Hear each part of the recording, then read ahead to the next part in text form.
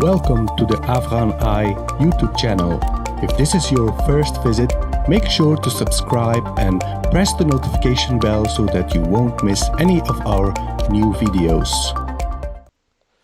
Assalamu alaikum. Welcome to the first live stream of the Afghan Eye. I'm Sangar Paykhar. And I'm Ahmed-Waleed Kakar. Welcome, guys, to our first live show. So today we are going to do an entire show live. We have a lot of things to cover. First of all, let me say that it is quite exciting for me and obviously for Ahmed-Waleed Kakar as well, that we have been doing this now for a whole year. And that is the reason why we have decided to do a live show, because exactly a year ago we published our first episode of the Afghan Eye podcast, and the Afghan Eye was live. The website was live before that. We started first publishing articles, and then we started publishing podcasts and videos, etc. So it's been quite a journey, and for that reason, we decided to celebrate that with a live show today. So Ahmed-Waleed Kakar, you look very concerned. What's the reason for your concern? No, I'm not, to be honest. I'm just not used to a live stream. Okay. And I have a bit of a problem where my natural facial expression is really angry, but don't worry about it. Alhamdulillah, I'm okay. Okay. So, dear viewers and listeners of the Afghan Eye podcast, our very loyal and beloved community, we've decided to do this episode together because, as I said before, there is a lot that needs to be discussed. The journey of Ahmed-Waleed Kakar and myself in the last 12 months, what we have done so far. We want to talk about our experience, what we have learned. We want to talk about what we have done in the last 12 months, what we are currently doing, current projects, and what our future plans are. And aside from that, we have received loads and loads of questions. How many were there in total, Walid? I actually don't remember, but I would say about 11. Yeah, 2 full A4 size pages. So we will try to answer all these questions today, okay?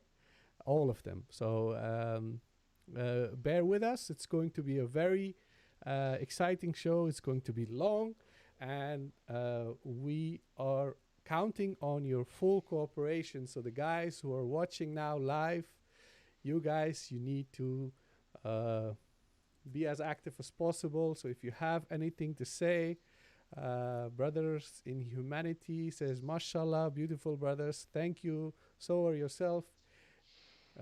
And we are going to try to make this first live stream as interactive as possible. So the guys in the chat, if you have anything to say, if you have any questions, just go ahead and we will try to talk to you as well. Ahmed-Waleed Kakar, my dear friend, let's just start off by going to the beginning, to the genesis. So can you tell us, please, you decided to create the Afghan Eye. What was your motivation? Why did you do that? So I'll give the background is actually pretty long, and you know what? Given that we're here live, I'll get right into it. So I've been interested in Afghan politics for as long as I can remember. So that was about when I first started being able to use a laptop at the age of about 12, 13. It started off sort of Afghanistan Wikipedia page. It branched out from there, speaking to family members, all of those sorts of things. I went through different ideological phases during that time. Um, and what happened was that in when I was sort of 12, 13, even 17, 18, 19, one thing that sort of there was a big circle that was needed to be squared was that how to bring peace to Afghanistan, where the Americans are fighting to bring peace, and the Taliban are saying no. The only reason peace is not here in Afghanistan is because you're here, and so there was always a bit of a contradiction there. When news came out about the Americans and the Taliban finally negotiating with each other, I personally saw it as something that was, that could facilitate, a breakthrough, bring about peace. But I wasn't happy in the way in which these peace talks, instead of being covered sort of looking at the positive aspects of these peace talks, I wasn't happy with the fact that a lot of the negatives and the what ifs and what was bad about these peace talks, I don't like how a lot of that was being covered. And so I used to read on Twitter. I used to go, read all of these different articles, see people's perspectives, and I'd sort of think like, the way that I'm talking to my family back home in Afghanistan, right, is not what is being reflected here. And myself as an Afghan in the diaspora, or my immediate family members, the things that we're thinking about Afghanistan, how we're perceiving events back home is not being reflected here.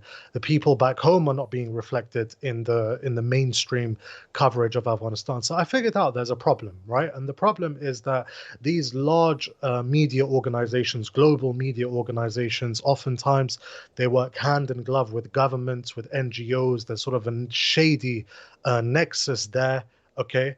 And I could never really grasp what was going on and what was driving them, or what was driving this industry. Let's just call it the industry. I could never really understand why the industry was so hell bent on seeing everything negative when it comes to peace and everything positive when it comes to war, and why the average ideologically, politically non-aligned, unaffiliated Afghan did not come up in that conversation. So around about January time, January last year, January 2020, I started writing. Just I thought, you know what, be the peace. Sorry, be the change in the world that you want to see. Right? Sounds corny. I hope I didn't get it from like a Instagram sort of explore page, those quote pages or whatever. But I was just like, you know what, like I've spent a couple of years complaining about the way in which things are being covered, and my complaints are not changing anything. And my conversations with people back home are not changing anything. So I thought, you know what? Let me just write this essay. It's an analysis piece on the Afghan Taliban. It's the first article I wrote. It's still on afghani.org. The title of the article is The Afghan Taliban Between Islamic Emirate, Islamic Republic, and Insurgency.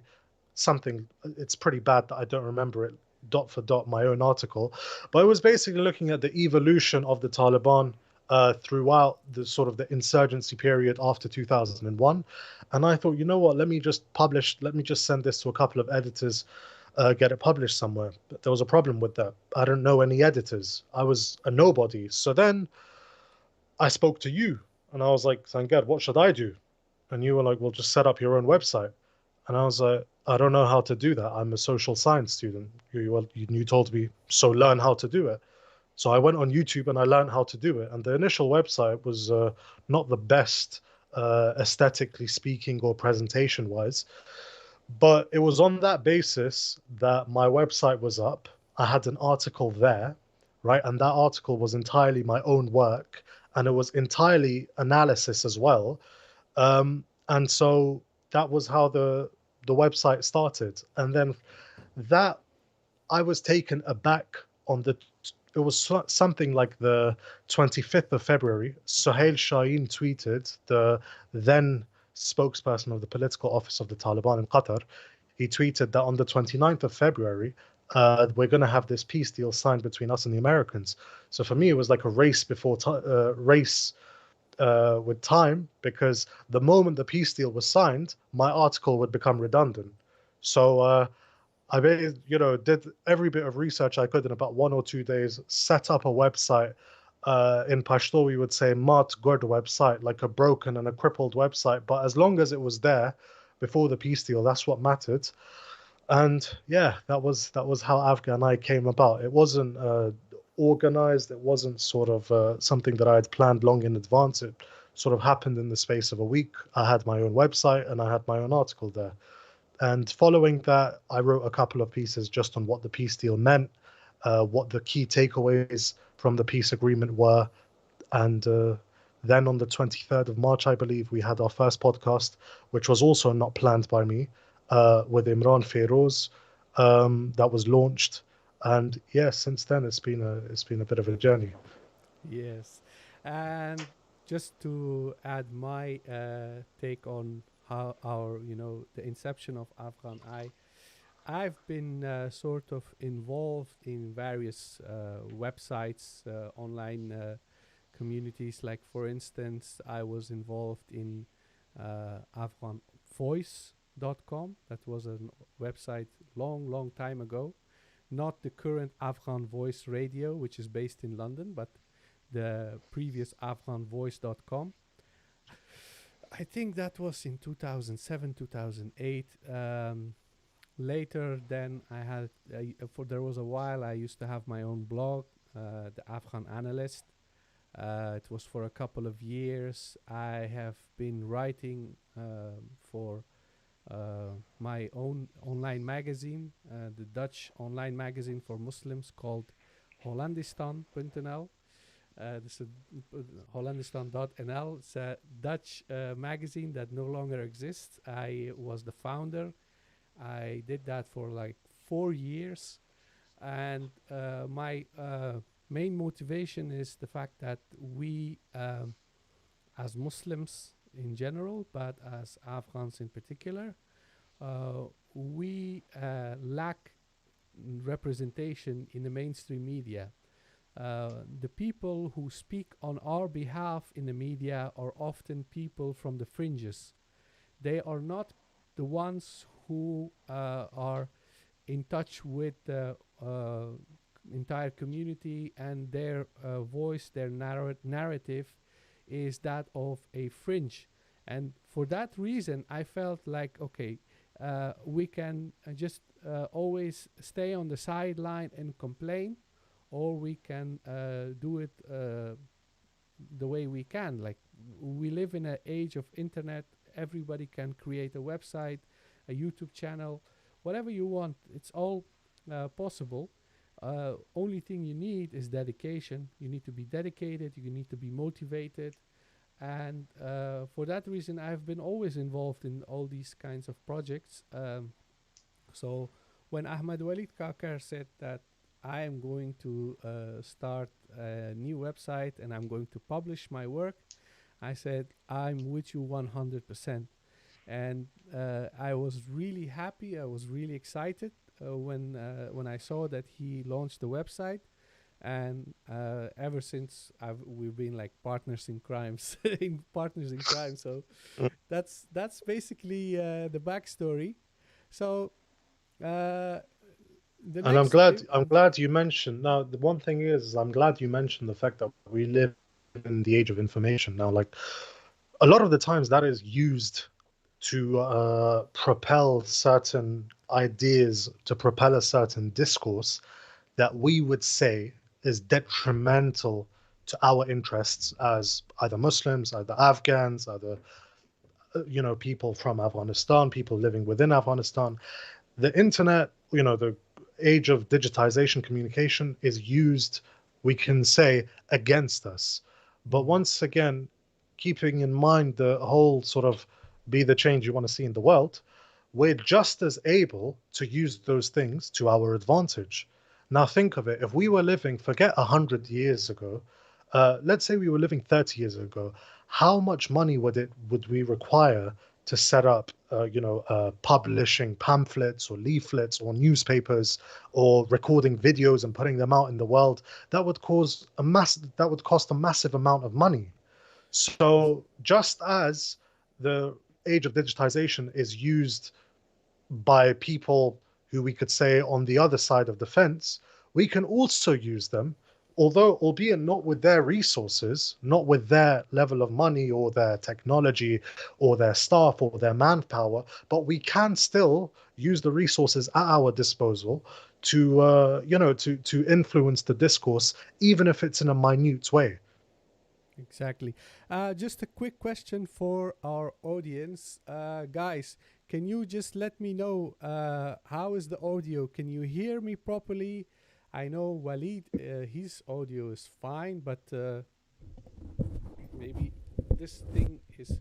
Okay. I just received a message that my audio was not uh, up to par, so maybe now it's better. If you guys can leave a message in the chat and say if you can hear me properly, and just I'm looking for your replies. So yeah, let's move on to the next thing that we need to discuss. So what was the journey like in the last 12 months? How did you experience it so far? Um, I'd say, well, firstly, I'd say my writing style changed.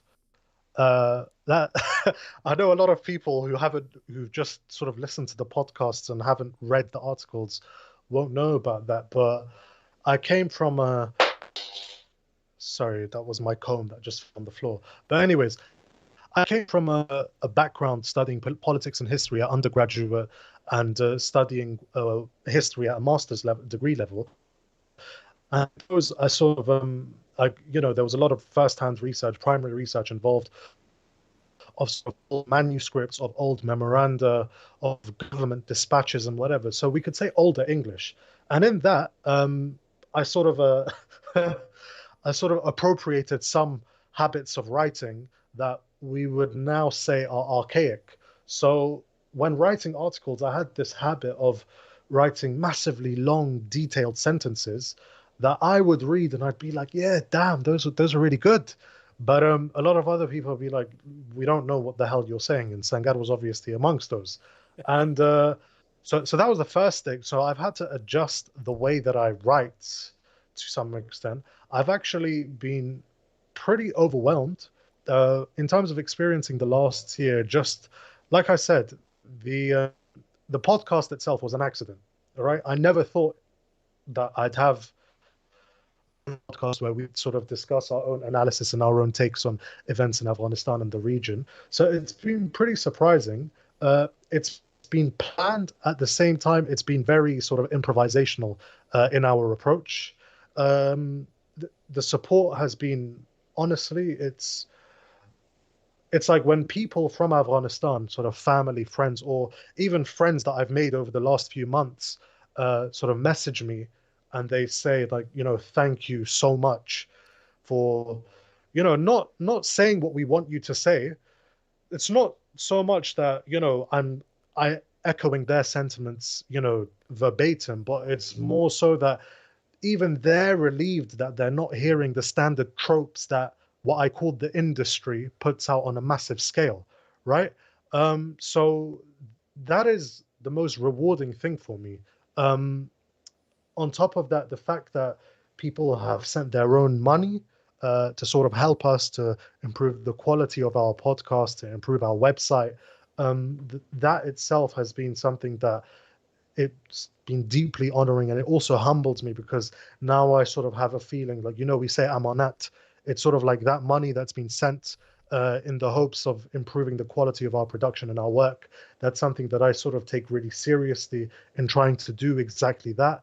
And obviously, there have been the detractors, not a small amount of detractors, but if you up against the industry with its billions, with its connections in government, with its connections in NGOs, with its ideological crusades, and is using Afghanistan as a laboratory for all of those things.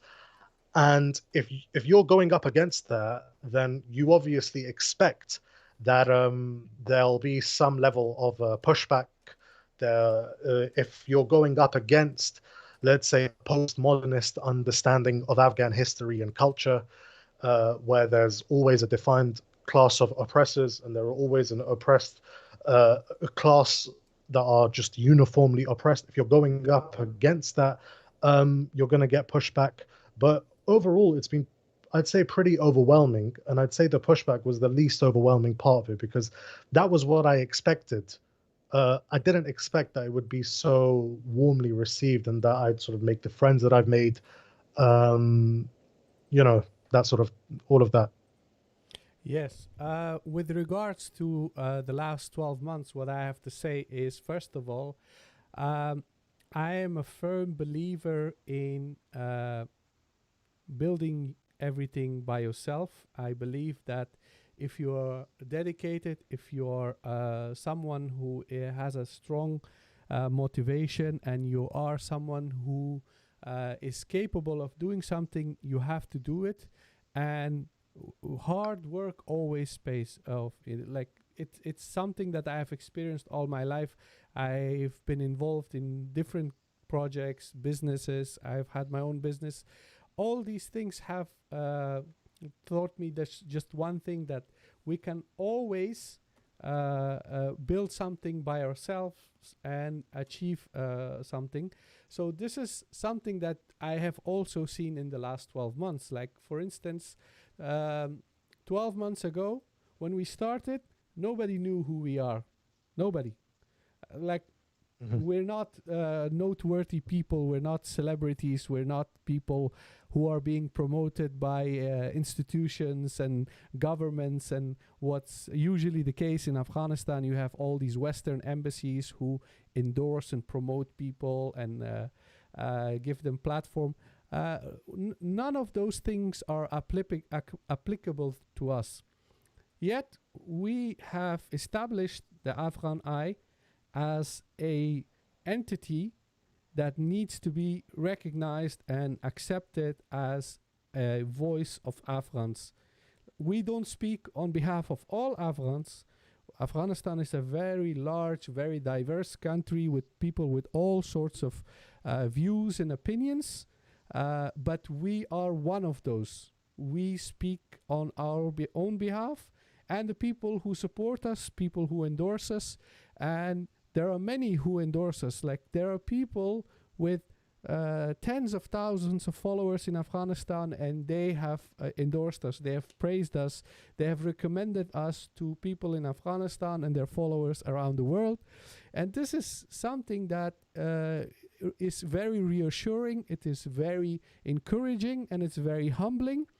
But it's also quite a responsibility, because people count on us. They have this idea that the Afghan Eye, Ahmed-Waleed, Kakar, and Sangar, these guys, they have started this journey. They are doing this, and they're raising the certain issues that do not receive enough coverage.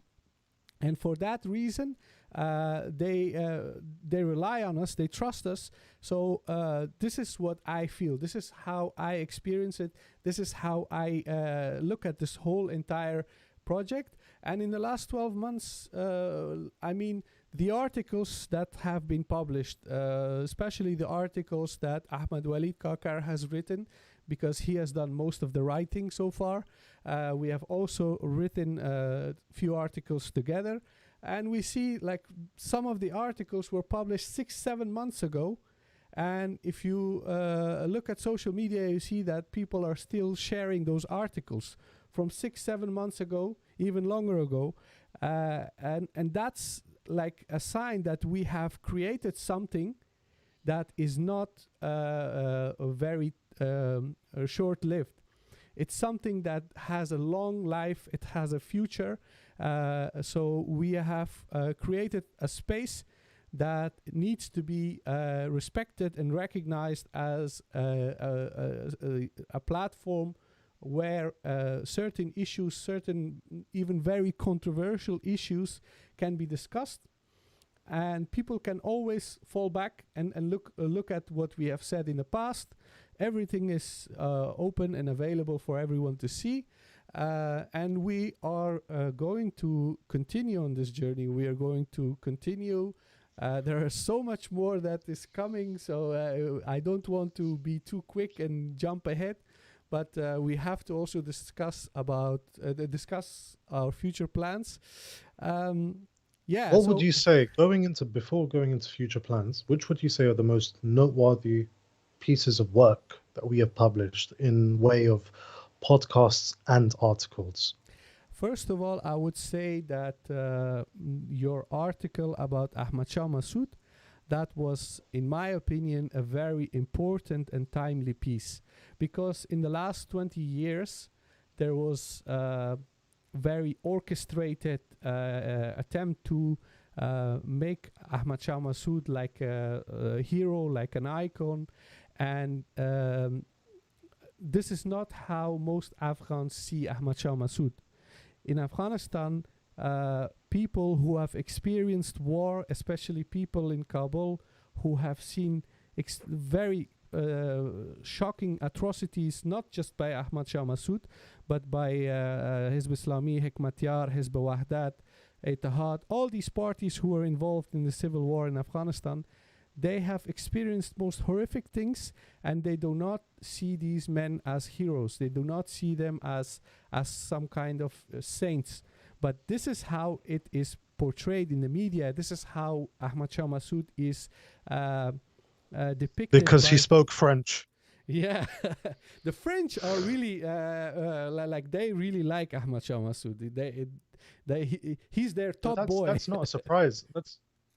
I mean, that's not a surprise though, because even in Europe, like I'm sure you know this, Sangar, the French are sort of known for being the most culturally / linguistically chauvinistic, and oftentimes, or almost all of the times, when people are like that, it's underlined by a really sort of strong sense of insecurity or inadequacy.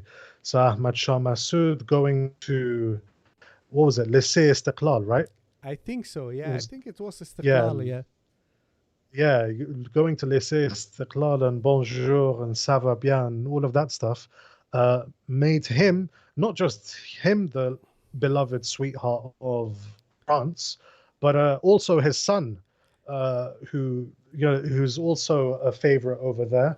And the irony of that is even further compounded when we think of the fact that Macron is like, anti is terror. Islam as a religion is cool, political Islam is not. And you go back to the stuff that Ahmad Shah Massoud was saying, where at least he was claiming that all of his actions were motivated by Islam as he saw it in its application in the political sphere.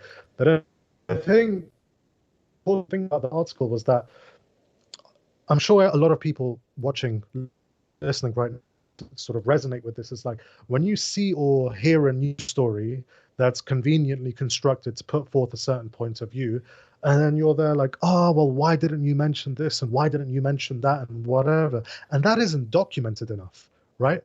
But then now you have an article where it's basically the purpose sort of be like, I think I mentioned in the conclusion as well, Ahmad Shah Massoud was not uniquely evil, okay? He was a product of his time amongst a cohort of other politicians who acted just as bad, maybe worse, or not as bad. Sanctification of him has taken sort of saintly levels, and that needs to be brought back down. Which other articles would you say were... We've got Ahmad Shah Massoud. What else? I would say the one we wrote together about Fatimiyun. Okay. Because that was also a very important article, because I started researching Fatimiyun very long time ago. I started studying, reading a lot of academic literature, books about Iranian involvement in Afghanistan after the Iranian, the revolution of Khomeini.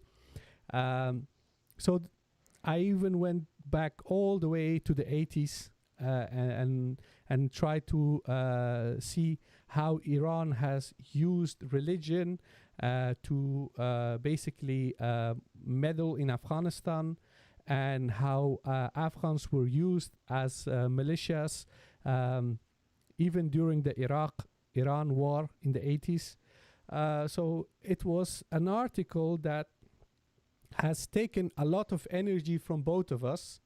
And the reason for that was that for the last 20 years, we have always heard about Pakistan's support for the Taliban, and that the Pakistanis have had always a very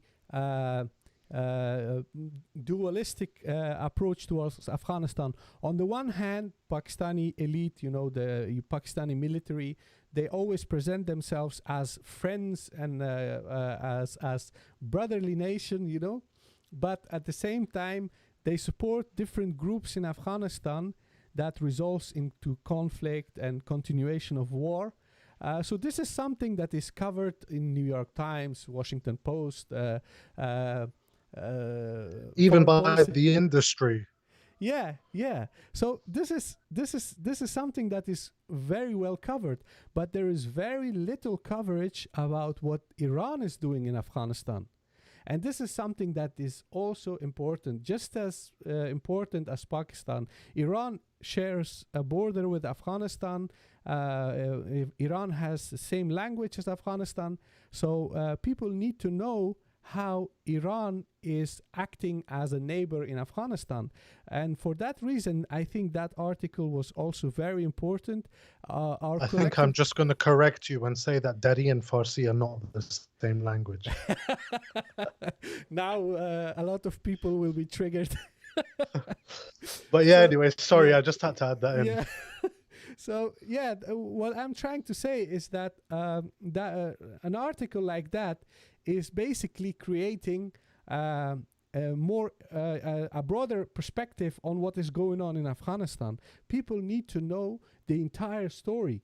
They need to know all the actors that are involved in Afghanistan. So this is why I think that the Iran article was very important. Aside from that, we had very interesting podcast, in my opinion. My personal favorite is the Amanullah Khan podcast, because I think is that because the fact that my turban was nice? What did you say? Was that because of? I said, is that because of the content of the podcast or the fact that my turban looked really good? Both. The thing is, your turban wasn't bad either, Sangar. Yeah, thank you. So the thing with the Amanullah Khan podcast was that again, Amanullah Khan was a king in Afghanistan, a very significant historic figure. He's always praised as the liberal progressive hero who liberated Afghanistan, and he was so great. He cared about women's rights and whatnot. But if you look at the history, if you study the facts, if you discover what he really did and what his role was like and what the consequences of his policies were, then you get an entirely different picture. And sadly, even in Afghanistan, if you look in Pashto and Dari literature in Afghanistan, whether it's history, political commentary, or whatever, people are very scared of talking about the negative aspects of Amanullah Khan. But people need to know that. You cannot have a nation of people who have a very distorted idea about their past, about their history, about significant historic figures. So I think that was a very important podcast. And obviously we had 22 podcasts in total, I think. A lot of that has been discussed. We had very interesting guests. I would love to have some of those guests back. Who was, in your opinion, like which guest made the biggest impression on you?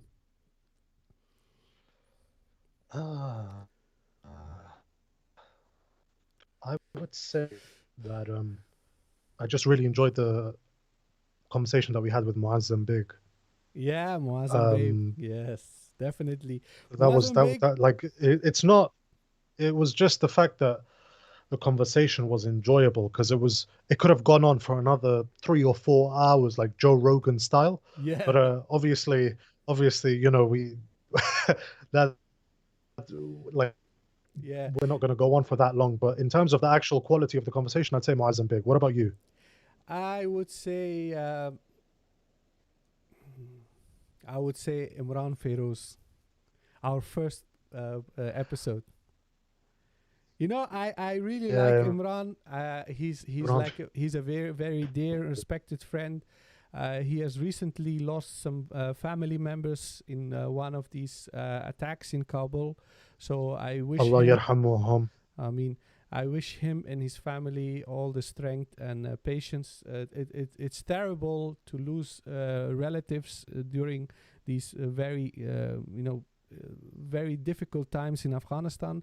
But Imran is someone who has also inspired me to get involved in these stuff, because he is one of very few independent Afghan journalists who is basically he is known for writing very important stories about Afghanistan, about war crimes, about drone strikes, about this CIA trained militias, things that are not very common.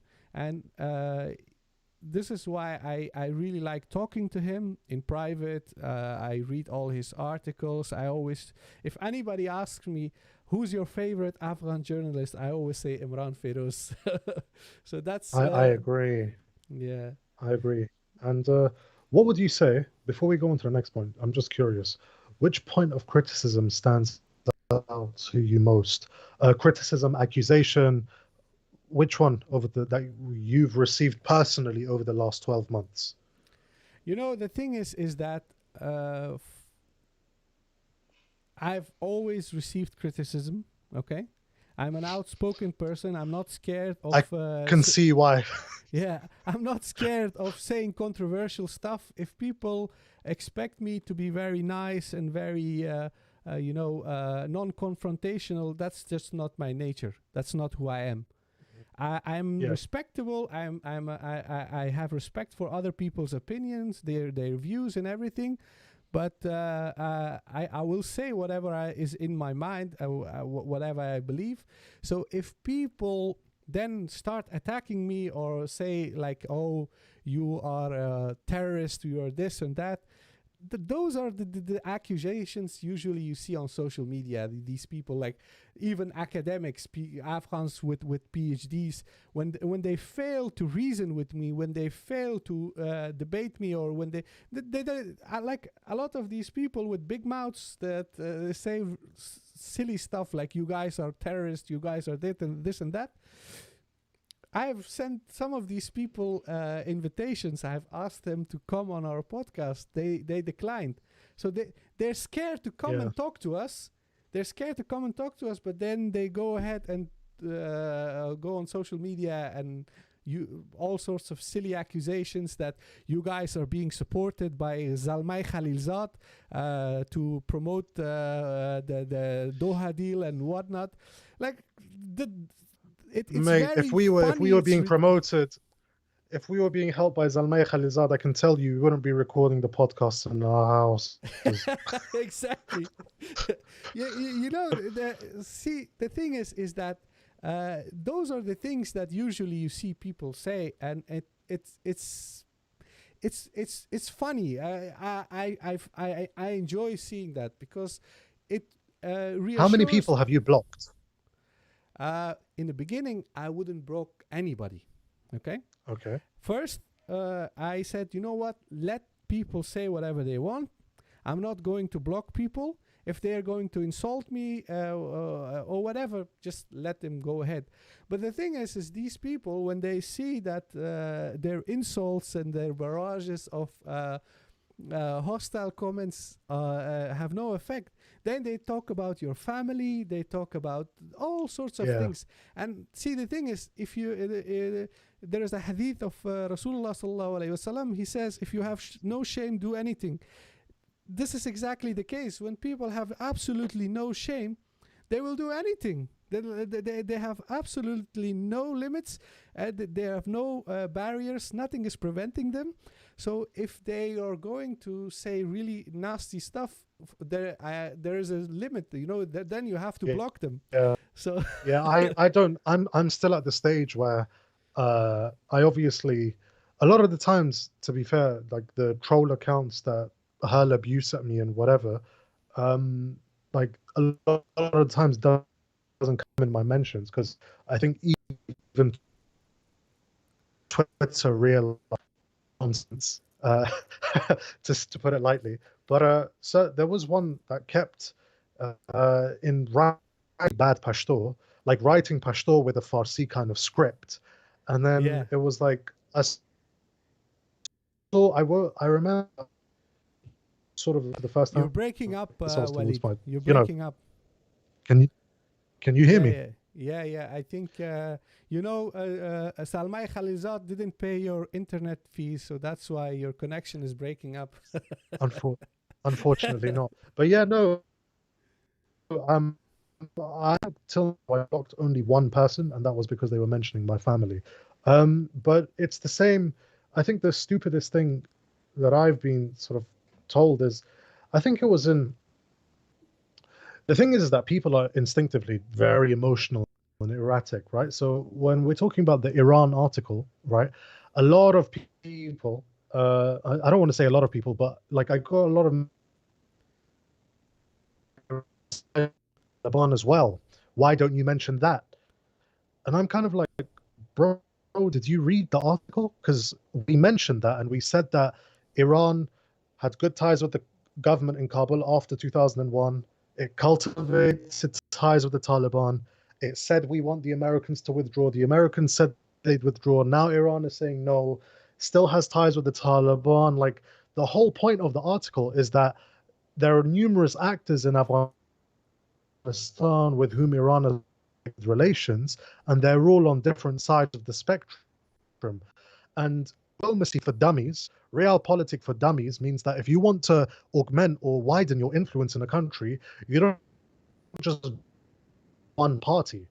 That actually disables you, it handicaps you. So we mentioned in the article, like one of the potential reasons for this is that maybe Iran doesn't want to take over Afghanistan in the same way, let's say, Iraq or Syria, but it wants to augment its influence.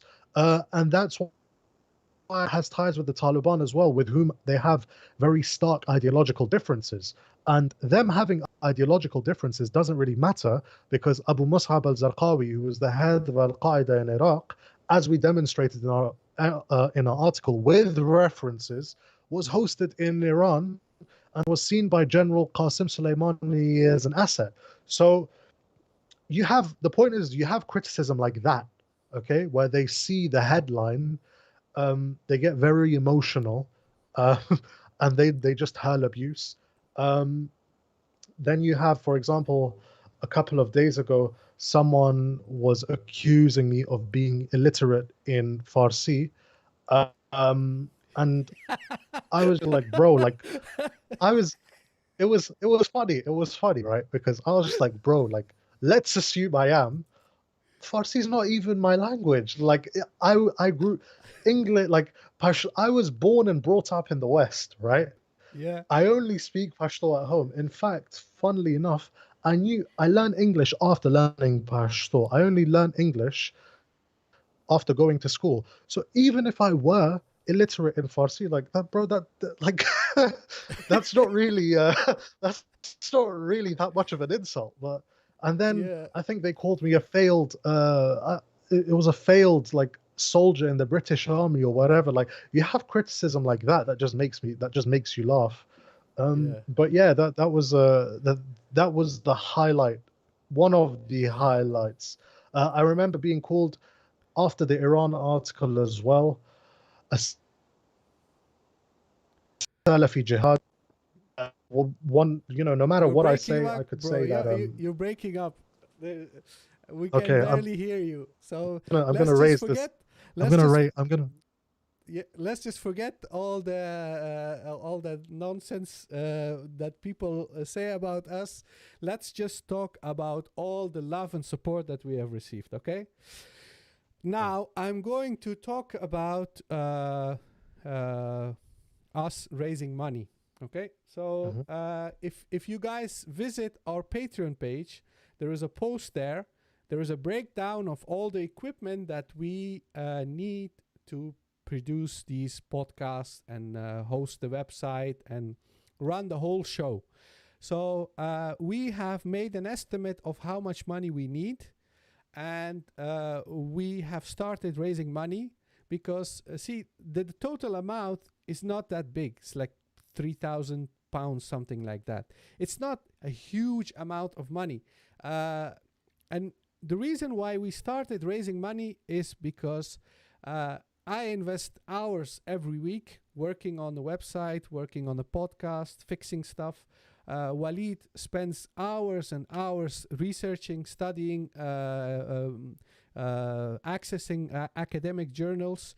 This is something on us. We invest a lot of time and energy here. And if the community, people who visit our website, people who listen to our podcast, if they become involved and they also invest in Afghan Eye, it's a reassurance for us that what we are doing is being valued, that there is value in what we are trying to achieve. So I could have purchased a lot of stuff by on my own. Waleed could have purchased everything on his own. So it's not that we absolutely cannot pay for these expenses. We can, but the fact that there are people who believe in this project and they want to become involved, it's a reassurance for us. It makes Afghan Eye a piece of all of us. It's not just Ahmed-Waleed Kakar, it's not just Sangar Paykhar, but it's all these hundreds and thousands of people who have subscribed to our channel, who follow us on Twitter, who are following us on Instagram, people who have liked our Facebook page, people who are listening to our podcast on different streaming services. We all become one community and we are doing this together. So for that reason, raising money is trying to create a community where we grow together. We are doing this as a collective. So that's why we started collecting. We started a campaign to raise money. It was about €3,000. The entire breakdown of all the costs, all the things that we need to buy, is on our Patreon page. So you guys can go there and see what we needed, the things that we have already purchased, the costs, exactly how much those things cost. So you can go on Amazon or whatever and see how much all this equipment costs. I've also added prices of each item. So I'm going to just cover what I have received on PayPal, and I have also received Bitcoin, and I've also received cash from my family. Can you do what we received on Patreon? The Patreon amounts have actually differed quite a lot. Okay, just if you look into it, I will just mention. Okay, so on 22nd of March 2020, we received €44.51. That was the first ever donation we received. Then on 24th of May of the same year, we received £50 sterling. Then we received 40 Canadian dollars on 24th of March, same day. $200 on 27th of May, 60 Canadian dollars on 31st of May, £20 on 3rd of July, and then we received a whopping €1,200 on 23rd of January 2021. We also received €221 in Bitcoin. And I have received about €400 from my family altogether. So this is a huge contribution just on PayPal and what I have received in cash and what we've received in Bitcoin. And this amount was used to pay for a lot of expenses, like the equipment we've purchased, this microphone, this boom arm. We have a new computer, a new monitor, a new desktop, new keyboard, all this stuff specifically designed, separate set of equipment for podcasting, for all the stuff. We've paid for the hosting of the website. We've purchased design elements, etc. We also have a subscription for a graphic design suit. Um, we have what did we have? Oh, we have these new webcams. Okay, so let me tell you something about the webcams. Okay, this is something that nobody knows. We have never talked about this before. See, doing live streams is very easy. You can just use your smartphone and start live streaming or whatever. But we didn't do that because obviously we are locked up because of Corona and we cannot travel and do videos and interviews wherever we want. So we have to use Skype to invite guests. And if you want to do a live stream using Skype, you will have a lot of audio and video problems, as you have seen earlier with Waleed breaking up. And I also had a problem because if I wanted to do a video where I have myself and a guest or my co-host Ahmed-Waleed, it was very tricky. It was very complicated because I was using this as my webcam. This is a photo camera. It's That not looks like a weapon. That looks like a weapon.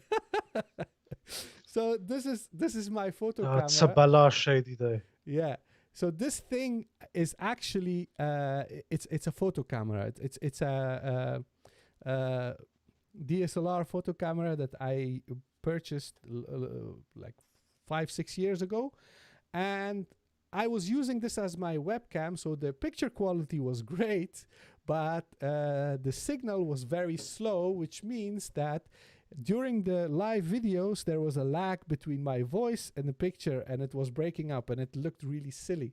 So I needed to buy a webcam, and I could have purchased a very cheap and simple webcam, but I decided to buy a very good webcam. But because of the lockdown, everyone is using webcams, everyone is working at home, so the prices of webcams went up. So something that would have cost like 40 or 50 euros is now 150, 160, 200 euros. So yeah, this is one of the reasons why we waited with live streaming, because we needed to buy proper equipment to do the live stream. So that's why now you see this video. This is with the new cameras, new lights. Waleed has also a new light. So all this stuff was paid for by our community. People have donated money and we have purchased all this equipment. And this is a huge contribution, because of all the money that we receive, we create a stable set of equipment, hardware that will enable us to create as much content as we want without any hassle, without any problems. So I have tried to streamline my whole production process so that we can produce every week, so we can have new content every week, and not that we have to spend like 3-4 days producing something. Okay, so this is all thanks to our viewers, thanks to our listeners, thanks to all the friends that have contributed. Do you know how many patrons do we have right now? There are 6. like 6. Okay, so we have 6 patrons. There was one friend from United States. He donated like $60 a month. Like he was like a huge contributor. He basically kickstarted the whole campaign, but all by himself. Okay. Yeah. He was a huge contributor. Okay, so we had one guy who was like donating $60 every month. Okay. Yep. And we have one who was donating $5, I think, $5 US. We had someone that was we have someone that's sending us sort of $2 a month. We have someone that's sending us £10 sterling a month. Another person sending sort of 20 a month. So yeah, alhamdulillah, it's the patrons are, their support really does get us through certain things, especially because that sort of money isn't something that we spend on a monthly basis. So when a need arises, it's there. So thank you to all of our patrons. Of course, thank you to everyone that sent us money via PayPal. May Allah reward you all, and similarly to the patrons as well. And that money, like I said, is something that we take very seriously because I'm also a consumer of the internet, and I know that giving money to random people on the internet isn't something that you do unless you trust them or you believe in what they are doing. And so that money that we've received is something that it's you know uh, there are certain things that you can only say in Pashto that you can't really say in English. And it comes back to my point of Pashto is actually my first language, not English, because I was isolated from the outside world up until about 5 years of age. But the point is that those sorts of things, like, it's very humbling. It's something that we see as a duty, and everything that we do, that it may seem that we kind of disappear and whatever, especially in the last few months with the corona, sort of everyone sort of gotten used to it, and life has sort of resumed its natural course more so than the first 3 months. But the hours that we spend maintaining the website, writing articles, reading academic journals, manuscripts, whatever. A lot of those academic journals and manuscripts, access to those are not free. And we rely on the fact that our viewers and our listeners are sending our patrons, they're sending us money, and thus we access those resources. And I can only we can only do our utmost. That's the only thing we can do and the only thing we should do to try to recompense the money that we're receiving in the sheer quality of our work. Whether that is in the quality of our podcast, for example. I remember at the beginning, my headphones were absolutely terrible. Now, the mic was absolutely terrible. Now we sort of have a proper setup going on here. And yeah, I can only hope and pray that inshallah ta'ala, everyone will appreciate the hard work that we've put into our research or podcast that have been created by that money. So, Sangar, what are the future plans for the Afghan Eye? So the future plans, let's talk about what we're doing right now. This is not just a one-off live stream, okay, guys? We want to do a live stream every week from now on, okay? So this is big announcement, ding, ding, ding, ding. From now on, live stream every week. And that's all thanks to all the equipment and the stuff that we have received from people. We are enabled to produce these live streams every week. And we are going to discuss current affairs in Afghanistan in a very casual way. And we want people to send us questions. So if you join in during the podcast, you can ask questions. You can send your questions in advance. Did we receive any questions by email, by the way? Not that I'm aware of. Yeah, all the questions were via social media. Okay, so we are going to do these live shows every week as long as we can, because yes, we have our own responsibilities. I have my job where I have to be there at least 2 days a week. For that reason, we are not able to produce a lot of content as much as we want, but we will have the live shows at least every week, and we have with the support of our patrons, viewers, listeners, and whatever, in sharing our content. Perhaps one day we could dedicate a lot more time towards producing content. Exactly. So. Yeah, unfortunately. So Zalmay Khalizad, if you're listening, okay. So we will have the live shows. That's just one of the things that we're doing. We also have currently several podcasts lined up. Okay, we have already talked to our guests. They agreed to appear on our show, and we will have those guests on our show. It's just that the management of having guests on time, it's very difficult because we have guests like in Afghanistan, guests in United States, guests in the Middle East. So it's not very easy to arrange those podcasts.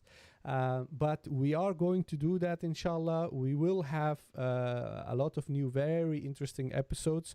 I'm not going to say who is going to be on the podcast. I'm not going to do that because we need to first record the podcast, finish the project, see that if it's totally fine. When it's ready for production, then you will know who the guests are and what we're going to cover. So we have many new episodes coming up soon, and articles. Articles.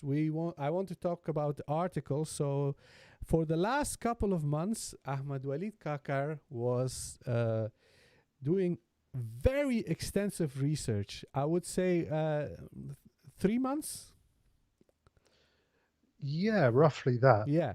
So he has been researching an article for 3 months. I have sort of disclosed it already on Twitter. It's going to be on about the Durand line. So maybe the article is practically finished. So maybe just don't, no spoilers, no details. Just simply, can you tell us what were you exactly researching? What was the most important question that you were trying to answer when you started your research? Okay, so my master's dissertation was about... No audio. No audio. Nothing. Okay.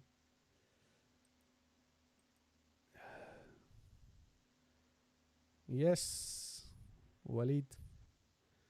Okay, let me just disconnect. And I will call him back magically and he will reappear. And he's back. Okay, still no audio. Can you check your...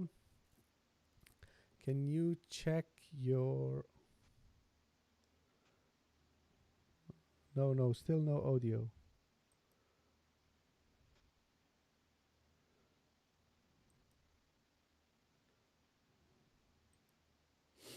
No, I can't hear you. Now I can hear you. Now I can't. This is okay, so there is no audio. No, obviously, when it's not connected, there is no audio. Now, talk. Can you hear me? Perfect. So, okay. So I don't know what was going on there. Yeah, it was just, evil engineering skills 101. It was Okay, so we were talking about the Durand Line article, right? Yes, please. My master's, so give me a second. My master's dissertation was about Anglo-Afghan relations between 1855 and 1881. So in that period, Anglo-Afghan relations changed a lot, and the foundational blocks of the Durand Line were set in place then and there. And that dissertation, as I mentioned, took place sort of reading manuscripts, government memoranda, dispatches, that sort of thing. And so a lot of what I read on Twitter, when it comes to discussions about the Durand Line, I sort of read and I'm like, no, well, that's not what actually happened. And that happens both from the Afghan and the Pakistani side. And so that's been something that I've sort of been acutely aware of for the last 2 to 3 years. And it's natural at the end of the day, right? If you're, sorry to anyone who fits the bracket, if you're a brain dead Afghan or Pakistani nationalist and your motivation in life is sitting on Twitter and insulting people from the other side of the Durand Line, then yeah, of course, you're going to pick out bits of history devoid of context to hurl slurs at different people. So if you're an Afghan, you're going to sit there and you're going to be like, ha ha ha, you guys never won a war against India, shame. And if you're a Pakistani, likewise, you're going to sit there and you're going to be like, ah ha ha, the British forced you to sign the Durand line, you sold us out, and you're invaded, and you're all in misery, ha ha, shame, right? And the article that I'm writing is not addressed to people like that, of course, because only God can help people like that, right? But the thing is that there are a lot of pseudo histories. There are a lot of pseudo histories that are being articulated on there, and those are backed up by references, right? And sort of they are shared by media organizations in Pakistan or in Afghanistan. And that's when I was like, I wrote a thread sort of debunking at a very surface level some of the claims that are being made. Um, and then I was like, no, this is going to require something much, much deeper. And so I was well acquainted with sort of British sources uh, in that period and what they were saying with regard to some of the local tribes, the way that the Amir Abdurrahman was behaving with them, that sort of thing. And so I thought, you know what, to set the record straight once and for all, just like we had to set the record straight with Ahmad Shah Massoud once and for all, or just as we had to set the record straight on Fatimiyun and the Iranian role that's being played in Afghanistan, I thought the Durand line is also going to need one. And there isn't specifically a question that I'm trying to answer, because I'm of the personal belief that the paradigm in which the Durand Line was signed, or a major factor in bilateral relations between Afghanistan and Pakistan, or Afghanistan and British India, that paradigm is obsolete. And as such, the Durand Line as a feature of bilateral relations, the importance of it should be diminished. That's my view. I'm being unapologetic and open about that. However, the reason I've reached that view is through researching and learning the circumstances and the different contexts in which the Durand line as a reality came about, and that was a very complicated process, airbrushing one or the other side as the victim or the victor. Both sides feel like they're victimized. If you know me personally, I really hate victimhood narratives.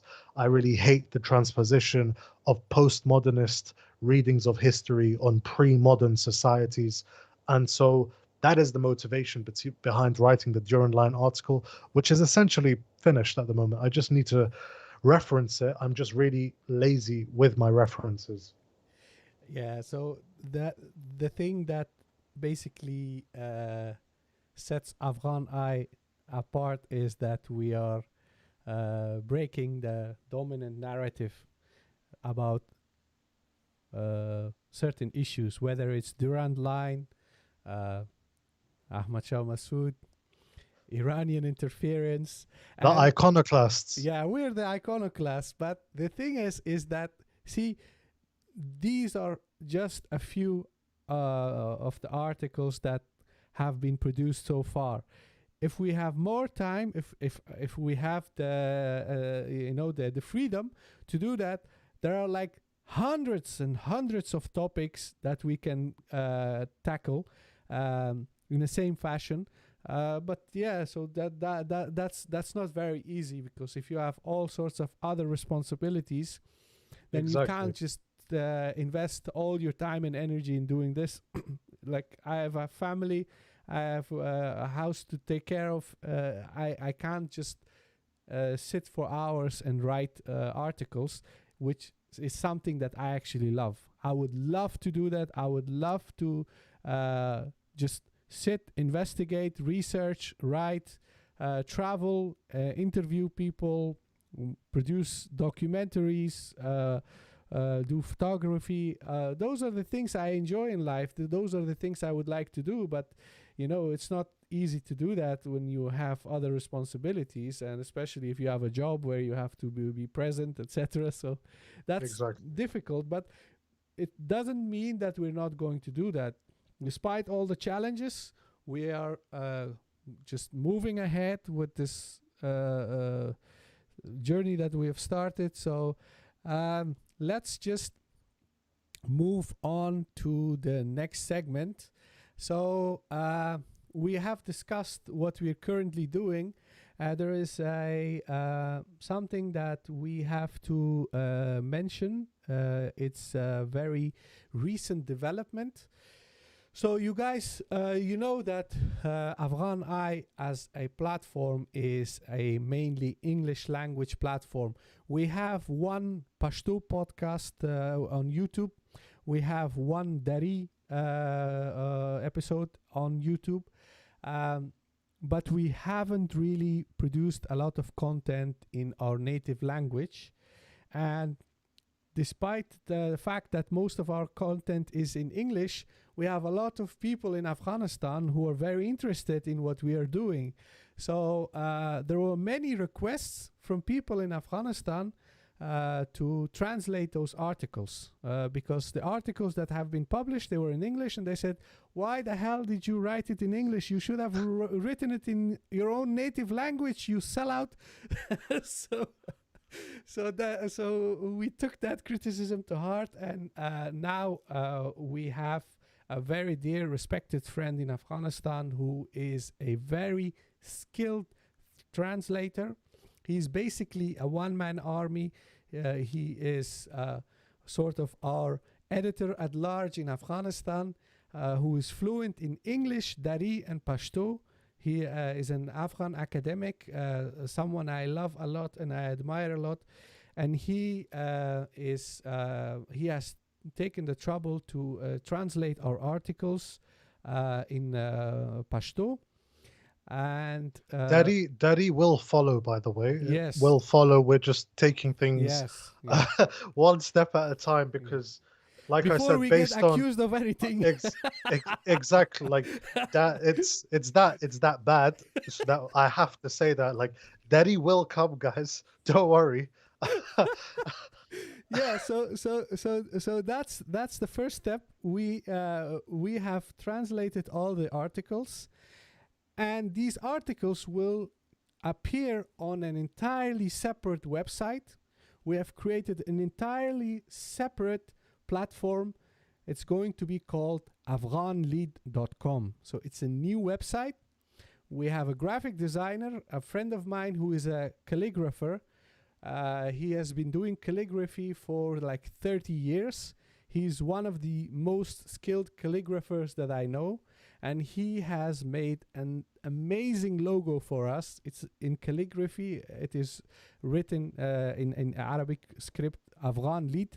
Afghan Lead means Afghan eye, of Afghan perspective in Pashto. Mm-hmm. And my brother-in-law, who is a graphic designer, who is amazing, like he has done graphic design for more than 20 years. He has converted that piece of art, that calligraphy, into a graphic, into a logo. So that's the logo of the Afghan eye, Afghan Lead, and we will launch the website very soon. All our previous articles will appear on that website, and we will try to write more often in Pashto. I have also started writing short pieces in Pashto right now. I've done one yesterday, but we will try to write more in Pashto and Dari, and we will have more videos, more podcasts in Pashto and Dari. There are like speak for yourself, Sangar, because I'm illiterate in Dari. Yeah, so we have like a very long list of academics, Afghan researchers, Afghan experts in various fields who will appear on Afghan Lead, and we will discuss the details of Afghan Lead in a future video. We will also have an introductory video of Afghan Lead soon, and then we will discuss exactly what we are trying to achieve with Afghan Lead. Because Ahmed-Waleed, Kakar, and me, both of us, we are people, we believe in long-term strategy. We don't believe in creating something for one day, just doing something on the side as a hobby, as a place where you can just vent or whatever. That's not the reason why we have started this whole project. That's not what we are trying to do. We have a long-term vision, a long-term strategy. We want to change the narrative surrounding Afghanistan in the Anglosphere, in the Western media. That's what we are trying to achieve with Afghan Eye. But in Afghanistan, we want to produce content that is empowering people, in the sense that people need to learn how to talk about politics, about current affairs, about science, economy, about social issues from an academic perspective, and that content needs to be produced in the local language. Like in Afghanistan, we talk about education. Oh, education is so important. We need to invest in education. But sad reality is that guys and girls graduating from schools in Afghanistan, their level of literacy is not. It's not. I don't know how to describe that, but because like. I haven't gone to school in Afghanistan. I've only been to school like two years or something like that, but it wasn't really proper education because school was closed most of the times because of the war. So I'm not fully 100% literate in Pashto and Dari as I would like to be. But even I can see people publishing articles and stories with a lot of grammatical errors. It's just terrible. And there are very few non-fiction books written in Pashto and Dari. People are just importing crap from Iran constantly, and Afghans are not producing their own academic literature. They're not producing their own books as much as they should. And as Afghans who are capable of doing that, we live in a Western society. We have all these luxury, all these resources. We are going to use our expertise to create content, create articles, create educational stuff that is going to add to a large body of literature that is going to help Afghanistan ahead. People need to have material that is not just entertainment. There is enough entertainment. People have like 10 TV channels in Afghanistan. Facebook is loaded and Instagram is loaded with singing and dancing and whatnot. But Afghanistan as a underdeveloped country is not going to progress just by entertainment. We're not going to solve all our problems just by singing and dancing. Like now. What? I don't hear you. You don't hear me? No. Hello? I can't hear you. You need to...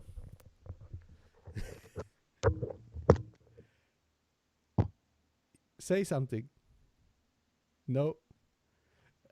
Carry on. Now I can hear you. Yeah, I was saying, how dare you say that singing and dancing isn't the way forward? Yeah, so that's why we want to produce something that is going to help people ahead in life. We want to have a new generation of Afghans who are engineers, scientists, doctors, researchers, experts in various fields, and they need content that encourages people in the right direction. Okay? And we have to create content for those people. We have to create literature for those people. And for that purpose, we have decided to create Afghan-Waleed. So this is the purpose behind Afghan-Waleed, and that's what we're going to do on Afghan-Waleed. And now you're going to say, guys, you have jobs and you are already doing so much on Afghan Eye, and now you're going to do Afghan-Waleed as well. How are you going to manage that? Well, that's exactly the point. So we need people to get involved. We need to grow as a community. Like for now, we have a guy, a dedicated person in Afghanistan that we can rely on. We can count on him, but he also needs to have some sort of certainty. Like, he needs to know that if he's going to invest all his time and energy being the chief editor of Afghan-Waleed, we need to create like a model to sustain him. Like, we need to pay his wages, we need to have an office in Kabul, we need to buy the equipment, we need to be able to hire other editors to work with him. So for that, we need to raise money, and we need to create an entire movement. And this is something that we are trying to get started. It's going to cost a lot of energy and effort, especially not just from us, but from our community. But this is what we have in mind, and this is something that we're going to do. So yeah, that's And I just want to add something on. I just want to add something yeah. on, right? You see it on Twitter with the diaspora as well. And as an English sort of platform, you could say our content, our production is primarily geared toward people in the Anglosphere, or at least people that know English. And if you look at the way in which we articulate sort of our perspectives, our arguments, and whatever, it's sort of devoid of the emotional tyranny that dictates the terms of the debate that is had elsewhere. Okay.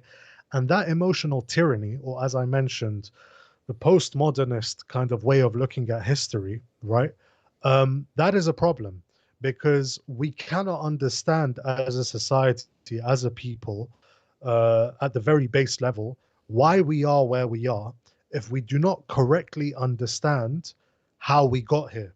Okay, and how we got here is, a coalescence of history, politics, culture, that sort of thing, right? And so that's a problem that's not just in the diaspora. In the diaspora, for example, what we have is a transposition of sort of American culture wars being transplanted onto Afghanistan and analyzing everything through that prism. Now, that is Oppression Olympics. oppression Olympics, that sort of thing. Now, that's obviously a problem. And what it stems from is a lack of logical, critical thinking. Logic is king, okay? And if you aren't thinking critically and logically about certain things, the conclusions you come with are going to contradict each other all over the place. And it's the same thing in Afghanistan as well. Now, obviously, in Afghanistan, people there live the reality much more than we do in the West and the diaspora. And the thing is, I personally don't like the privilege kind of talk, but rather than privilege, I'd say it's a blessing of Allah Azza wa Jal that we are here in the West and that we have the means and the capacity to do certain things that people our age of similar interests in Afghanistan cannot do. Now they're living that reality, right? They are living that reality, and it obviously hits much deeper for them than it does for us because it's what they encounter on a day-to-day basis. But if we want to, that's not to say that their perspectives and their feelings and their lived experience is not important. It is. What's also necessary, though, is to be able to critically analyze and assess geopolitical events. And it's because of that lived experience, because of the trauma that exists in Afghanistan as a country within its people, the fact that demagogues, that politicians can incite hatred, can incite sort of strife between people, can manipulate large bodies of people under the guise of democracy to continue to manipulate themselves into higher positions of power that they've already done and that they continue to do. What's necessary is for, and this isn't something that's going to take sort of a month, a year, maybe not even a decade or 2 decades, but what's necessary is for a renaissance in the political imagination of people, of educated people who we mentioned. They may go to schools, but because of the lovely and exemplary system of governance that we have in Afghanistan, those schools are not up to scratch. And so we need to emerge out of the idea of relying on the government for everything because, as civil society, as individuals in our private capacity, we should also be contributing to the ongoing discourse and trying to ask the right questions. Because if you ask the wrong question, you'll get the wrong answer. And that's why Afghan Lead will be launched soon, inshallah ta'ala. And like I said, someone shoots me, Dari is also coming. It's just that we're native speakers of one language, and we learned the other language along the way, because of the fact that we're interested in learning the different languages and cultures of our country naturally. But everything will happen sequentially. Our aims are not just focused toward diaspora in the Anglosphere, right? They're actually focused at engendering sort of a grassroots kind of change in Afghanistan itself. That is how we want to contribute to our country, which we hold very dearly to us, which, despite the fact that we live in the West, knowing sort of security, good governance, those sorts of things, these are the things that we think that as blessings enjoyed by God, we have a duty to give something back, to do something back. And Afghan Lead and maybe Negaya Afghan in the future will be the mechanism by which we do that. Yes. Yeah, and as Allama Farhad Darya said, Asli Watan Afghanistan Day. So yeah, so okay, we've had now we have discussed the introduction of this whole podcast, everything that we need to cover. Now we need to move on to the questions, because we have received loads of questions, and very, very complex and very elaborate questions. Like I wasn't expecting this. I'm very pleased. I'm very happy that we have received these questions, because this gives us an opportunity to have a very intelligent discussion. And we want to make this a habit of having these live streams where we can receive questions, and then we can talk about those questions, and then have different perspectives on them. So I am really grateful for all the dear friends that have sent us these questions via Twitter, WhatsApp, DMs, no emails, by the way. The email is info@afghani.org. If you look there in the corner, you see info@afghani.org. That's our email address. So you can always send us emails with any questions or anything. So first of all, we have a question from Mohammed Taimur Fahad Khan. Waleed, please. Pretty nice name, you know. Yes. Pretty nice name. So the question is, in your opinion, how will Pakistan's strategic concerns be managed by major stakeholders in Afghanistan? So go ahead and answer that. Can I, wait, just wait. I'm going to cut you off, and I'm going to bring you back so that we'll see if your audio is better.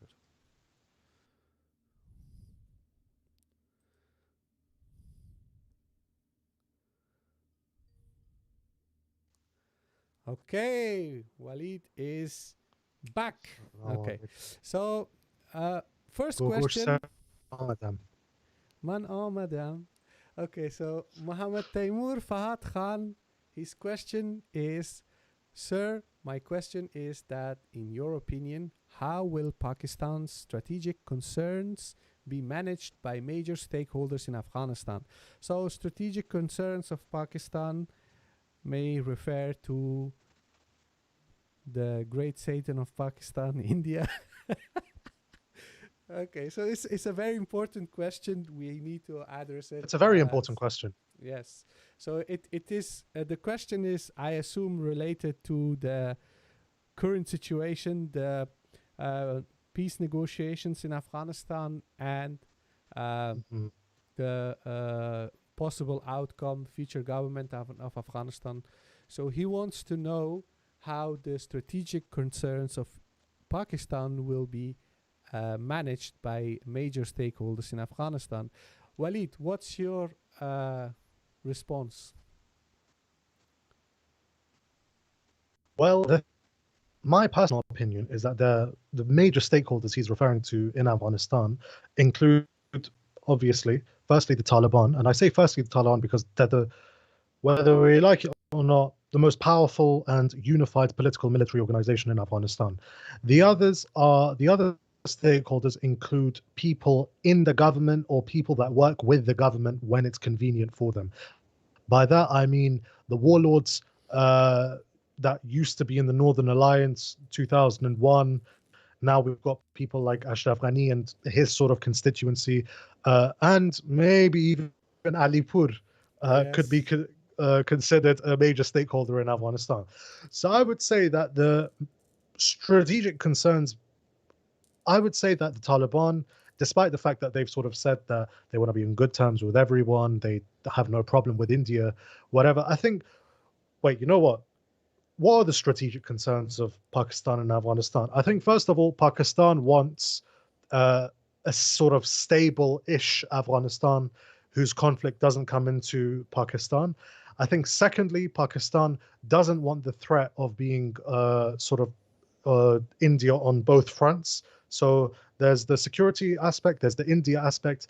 Thirdly, I don't think Pakistan wants Kabul inciting unrest uh, in sort of Fata in South Waziristan, whether that be through, let's say, the TTP or through sort of encouraging ethno-nationalist sentiment with regard to PTM and those sorts of And things. And perhaps we could talk about Balochistan. water as well, and Balochistan. Balochistan, Yes. and perhaps we can talk about water. So, number one, how will Pakistan's strategic concerns be managed by stakeholders in Afghanistan? I think the stakeholders in Afghanistan, with regard to peace, they want their peace, the peace that suits them best, and that naturally has its problems. Um, so I can't really give an elaborate, specific answer with that. Number two, with India, I would say that the Northern Alliance warlords have demonstrated time and again that they'll ally with whichever foreign power is convenient for them at the drop of a hat. Recently, I sort of see them making more overtures towards Pakistan, and that is only because they've fallen out of favor with Ashraf Ghani, and Ashraf Ghani and Pakistan don't enjoy good relations. So the natural course is to go to Pakistan. In 2001, they were on very good terms with India, as we know. Amrullah Saleh was very good terms with India, still remains on good terms with India, and so I don't think that they could manage Pakistan's strategic concerns that well, because their strategic concern is the perpetuation of their power, no matter which foreign sponsor is helping them, whether that's Pakistan or thing. With regard to the Taliban, I think the Taliban are more suited towards managing Pakistan's strategic concerns with regard to India because they've always had a bit of a tense relationship with India. India is a Hindu majoritarian, almost quasi fascist state at the moment. I don't think the Taliban would entertain sort of any Indian designs on Pakistan. However, I think that the relation between the TTP and the Afghan Taliban is also something that needs to be scrutinized further. And one of the reasons for that is that the TTP itself has been sort of called a uniform, united organization, apparently entirely supported by Indian and Afghan intelligence. I think that's wrong. I think they're an umbrella organization. Some of them actually fight with the Afghan Taliban against the government in Kabul. So, with regard to the TTP, I think it remains to be seen how exactly the Taliban will navigate through that. But I do believe that the Taliban would want to resolve that issue with Pakistan, because any sort of the Taliban don't want to put themselves in a position where Pakistan's leverage needs to be used on them to get them to behave a certain way, because that would only reinforce the idea that they're Pakistani puppets. Um, the third strategic concern of Pakistan with regard to Afghanistan is sort of the ethno-nationalism aspect, Durand Line, whatever. Um, Amrullah Saleh is a Farsiwan from Panjshir that is a self-avowed Pashtun nationalist. Now, what I mean by that is that once again, a lot of the stakeholders in Afghanistan, even if they're not Pashtun, will bang the drums of Pashtun nationalism solely to rally support for themselves or to spite Pakistan, as Amrullah Saleh always likes to do. And that also includes sort of people like Atta Mohammad Noor, Abdullah, whatever, whilst they may be on good terms with Pakistan now, Abdullah also once tweeted calling the Durand Line the border. All right, so that was an obvious overture. But at the same time, we also know that people like those two are ethnically non-binary. They're ethnic, Abdullah their ethnicity is converted. fluid. Abd- Fluid. their ethnicity is fluid. Uh, Abdullah has converted from Panjshiri Faribon to Kandari Pashtun and back and forth numerous times. So the point is that the ethnicity of the actual actors doesn't really matter because other nationalist. And Amrullah Saleh's Pashtun nationalism is even more interesting because he opposes or opposed at one point a peace deal with the Taliban on the basis that this will lead to Pashtun predomination. So, with regard to that, if Muhammad Taimur Fahad Khan wants the ethno nationalism thing to stop, I don't think a lot of stakeholders in Afghanistan can necessarily guarantee that because they have a vested interest in it. Once again, I do think the Taliban would probably be Pakistan's best bet in that because they're opposed to ethnic nationalism. However, in terms of recognizing the Durand Line, I don't think the Taliban will do that either because it would basically be political suicide for them. Not because the issue is majorly controversial, but if Taliban, as supposed Pakistani proxies, recognize the Durand Line, it would be fatal to their credibility. And so, but at the same time, the Taliban and people like Manzoor Pashtun have deep ideological differences, very deep. You only need to listen to Manzoor Pashtun's speeches to know that. You only need to go on Taliban Twitter handles to know that. So, in any terms, I don't think the Taliban would be keen on banging the ethnicity drum. With regard to water in Afghanistan, I'm not in a position of expertise to comment on that. That's just the way it is. I'm not a water expert, and I would rather not get into something that I don't have the prerequisite knowledge on. Do you want to add anything, Sangar? Have I missed anything? Well, that was very elaborate. I really liked your analysis. What I would say is that with regards to water, the thing is that Afghanistan as a country is the geography is in a way that water flows from Afghanistan into Pakistan and Iran.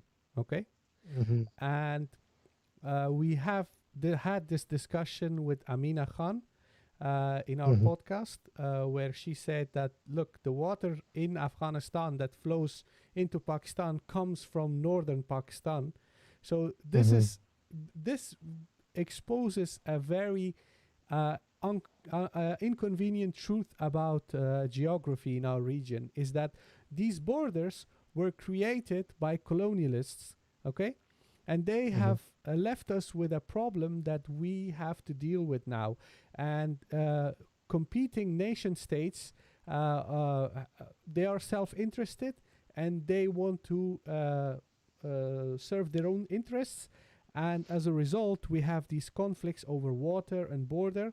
But in my opinion, if we have a sensible political leadership in Afghanistan that serves the interests of Afghanistan, then this political leadership needs to create some sort of agreement with Pakistan and Iran, which is on both sides mutually beneficial. So Mm-hmm. Afghanistan needs to use its own water resources better to develop Afghanistan's agriculture and industry. We need to do that.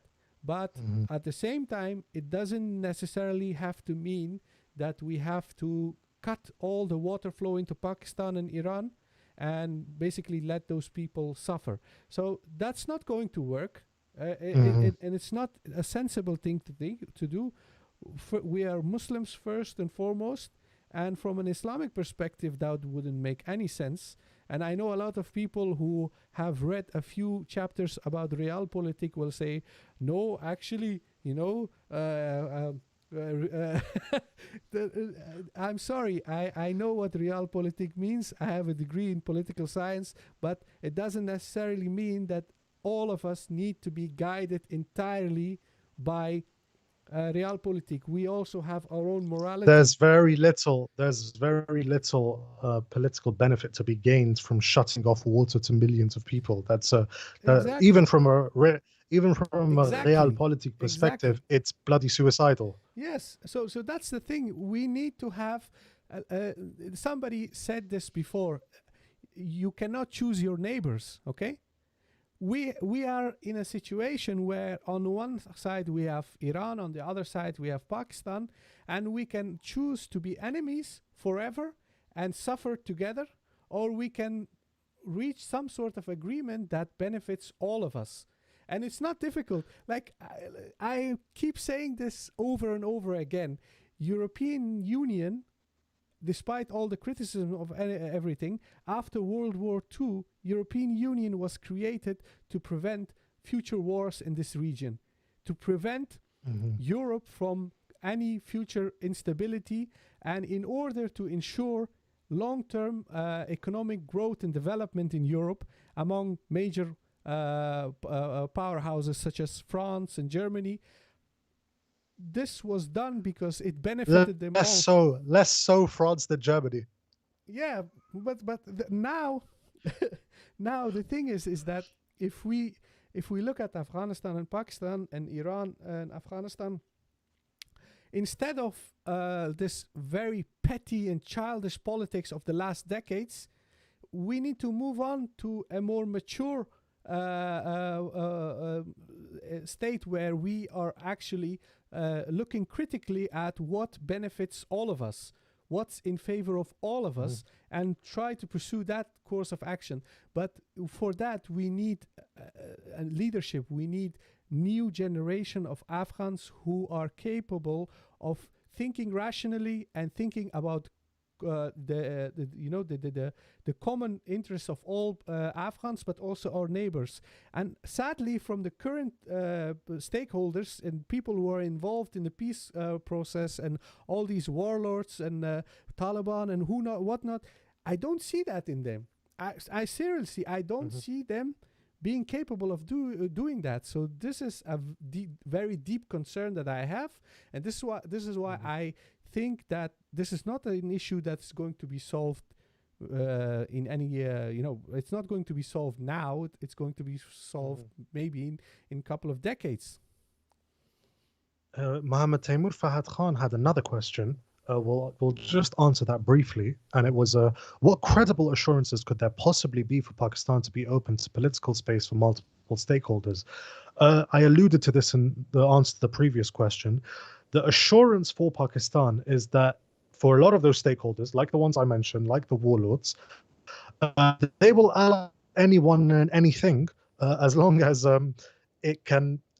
So for everyone that's viewing it, I'm not speaking as an Afghan right now, okay? I'm speaking just as an outsider looking at the map, being asked from a Pakistani what could possibly work, okay? Now, that's just the way I'm going to answer. If Pakistan wants to be open to political space for multiple stakeholders, the assurances that it has is that the aforementioned stakeholders that I mentioned, like the Northern Alliance, like those warlords, they're open to allying with anything and anyone that benefits them at that given moment in time.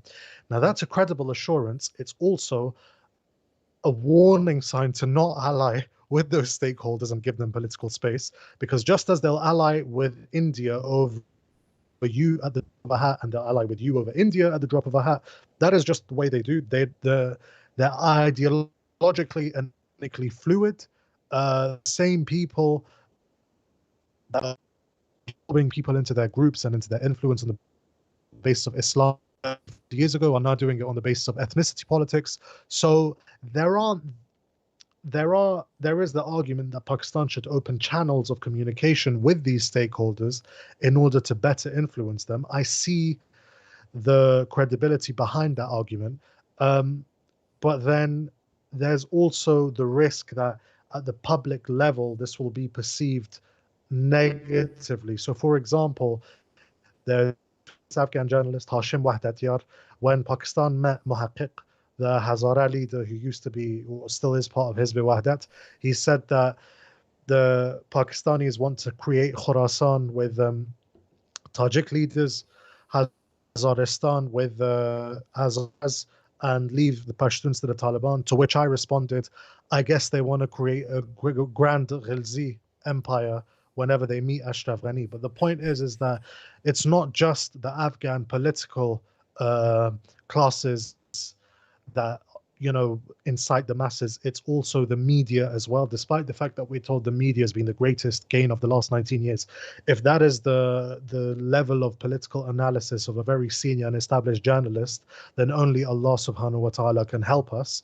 So the point I'm making here is that by opening channels of communication with those people at the ground level, you could ostracize a lot of people. So those are the credible assurances. It's up to GHQ and Rawalpindi to decide what they want to do. If they do it on the basis of my advice, I really hope they don't. But I hope that there's a better. I hope there's a better. But that's like I said. I'm not speaking here as an Afghan right now. I'm just someone looking at the map and analyzing it critically. So the next question we have is from Muhammad Anas, who is the editor-in-chief of MEPA News. It's a Turkish news outlet that I've also, may Allah reward them, they've translated some of our articles into Turkish, and that's, we couldn't be more grateful to that. And it's because when we're talking about issues pertaining to Afghanistan or even Iran's role in the region, Afghanistan and Turkey share a lot of commonalities. Their relations go back centuries.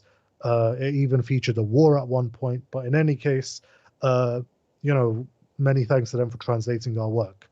Now, Muhammad Anas's question is, and I quote, "This is a detailed question. Real potential of Afghanistan. I mean, two aspects. One aspect is Afghanistan's natural resources, regional trade opportunities, and so on. The second aspect is about Afghanistan's political, religious, and intellectual potential in the region. To make it clear, I think that there is a serious and real attempt at Islamic revolution ongoing in Afghanistan since the 1970s. If Afghan people can achieve and complete that revolution, is there any moral and material potential of the country which will enable it to export its, quote, Islamic revolution? I don't mention an Iran-like revolution exportation. I mean an exportation in a sahih or an authentic and Islamic way. Do you think that something like that will be possible?" Unquote. That is a very heavy question. So I'll go ahead and answer the first one rather briefly. I'm not a trade expert. I'm not an economist and whatever. But from what I see, the potential of Afghanistan is huge. And putting aside politics for a second, I think Ashraf Ghani is right in spotting that Afghanistan's potential in terms of its its geographic location is massive. It can be conducive to, being a conduit for trade, to just in terms of its natural resources. Afghanistan is, has a lot of lithium, copper reserves. I believe it even has some oil and gas, but it also has a lot of water. And if that water is managed properly, that could become a major resource going forward, because it could also be used to build hydroelectric dams and whatever. I'm not going to go too deep into this. I'm not an expert, but I would suggest everyone to follow Mohsen Amin on Twitter. He's someone I follow. He's a mutual of mine. He's an expert in sort of the energy and whatever fields he's been published in foreign policy. His work, his tweets are very enlightening and excellent. Okay. Now, the second aspect is about Afghanistan's political, religious, and intellectual potential in the region, and that there's a serious and real Islamic revolution attempt that's ongoing since the 1970s. Now, I am someone whose father was in Hizb Islami. I've been pretty transparent about that. It's not something my father was ashamed of, and he, alhamdulillah, there was no involvement of his in the civil war that was absolutely disastrous, that ruined the country. My father wasn't involved in that, alhamdulillah. But in any case, I believe that the rhetoric of Islamic revolution is deeply flawed. I think that many rank and file Hizb Islami fighters did not really agree with the ideological premises of Hizb Islami. They just joined Hizb Islami, or they joined Jamiat Islami, because they were the main Mujahideen parties in Afghanistan with the greatest resources, weapons, ammunition at the time. Um, and so, in terms of Afghanistan's political, religious, and intellectual potential, I'd say it's huge. And it is huge because I mentioned earlier, Afghanistan is a nation of nations. It has many different cultures. It has many different languages. It has commonalities with all of its neighbors, including Uyghurs in Xinjiang in China. So I think that were peace to come to Afghanistan, and for Afghanistan sort of, I don't want to say entertainment industry because that's tainted, because Sangar just basically said it earlier, and it's singing and It's all dancing. But Dartub. or in tribal Pashtun wisdom. But in any case, I think that if the private sort of if the cultural sphere in Afghanistan expanded across all of its ethnicities, that could really augment and widen Afghanistan's influence in the region. Why? Because we're bordered by Tajikistan, Uzbekistan, and Turkmenistan to the north. Afghanistan is full of people, or has Uzbeks, it has Turkmens, and Tajikistan also speak, they call it Tajiki. In Afghanistan, it's called Dari, but they speak the same language. They're all dialects of the Persian language, right? And across the Duran line in Pakistan, we have millions of ethnic Afghans or Pashtuns who speak Pashto. And across the border in Iran, of course, they speak Persian as well. So, in terms of the proliferation of sort of a cultural sphere, of an Afghan cultural identity, which is obviously deeply infused with sort of a shared history with all of those neighbors, with deeply infused with religion, the potential is huge because from what I see in Pakistan, the Pashto cultural sphere is not what it should be. It's actually deeply lacking. I think the market is generally occupied by really cheap video cassettes of lip syncing songs from Peshawar. And I think that on the other hand, you've got like rabid nationalists who are essentially opposed to the character of Pakistan, opposed to Islam. So I think there's a vacuum there that Afghanistan could fill very well. Um, and that can only be done if Afghanistan is independent in the truest sense of the word, culturally and socially. And so when we're talking about the northern neighbors of Afghanistan, the former Soviet republics. You're seeing a greater, although irregular, but a greater reversion and a greater embracing of their Islamic heritage, going back to the time where there was, quote unquote, the Islamic Golden Age, in which the whole region occupied part of the same cultural continent. And we can say that that cultural continent was Persian or Iranian in its character. What I mean by that is that the lingua franca was Persian. Uh, it gave birth to, there were many intellectuals, scholars, and whatever that were given birth to. And so Afghanistan, right at the center of that, as the birthplace of a lot of those intellectuals, movements, poets, whatever, is uniquely, and I say that with a very key emphasis on the word, it is uniquely disposed to influencing all of its neighbors, including Iran. And I would go as far as saying that the authentic Persian character uh, prior to the forced Safawi conversion is more authentic in Afghanistan and better preserved in Afghanistan than it is in Iran. And I think that while the circumstances suitable for that, you'd see Afghanistan actually influencing Iran very easily in the cultural and the religious and the intellectual sense. Um, and the same thing with Pakistan. Like I said, we share a common ethnicity and a common language with people on that side of the border. And in terms of the mentioning of a Islamic revolution being exported, I think that the appetite for an Islamic revolution in Afghanistan is is uh, is is limited. I think people want to see a government that is Islamic in its essence, but I think the experiments of the last 4 decades have put people off uh, the whole notion of a radical sort of Islamic revolution. And I myself would say that notions like that are deeply flawed because the notion of an Islamic revolution whereby practicing pious Muslims seize the machinations and the apparatus of the state to enact their agenda, that's actually something that's very deeply modernist. You could even say it's a response, an Islamic response to Marxism. That's not something that I agree should happen. I don't believe that religion should be enforced by the state. I do believe that the state should embody the values of its people, right? I definitely do believe that. I'm not advocating for a secular government in Afghanistan. At the same time, I'm also not advocating for a top-down approach toward religion in Afghanistan. I think many people in Afghanistan would agree with that, despite the fact that they were in Hizb Islami or Jamiyat, which were aimed towards doing that. Like I said, I think there was just a practical element towards them wanting to join the largest political party. That was a really heavy question, and I gave a really heavy answer. I I liked everything you say. I agree with everything you say, but I just want to add something.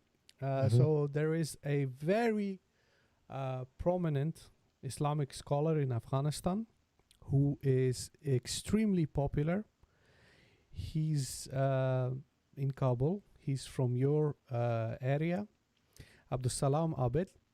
Hmm. And Abdus Salam Abed, uh, in one of his latest lectures, he said something very important that basically characterizes the Orthodox Sunni Muslims in Afghanistan. Because this guy, he basically embodies the values and principles of the dominant group of religious conservatives in Afghanistan. And he was talking about how in ancient times the Muslim ruler, he was I don't exactly remember who he was referring to, and he said that the ruler said to the scholars, my duty is to preserve security and safety.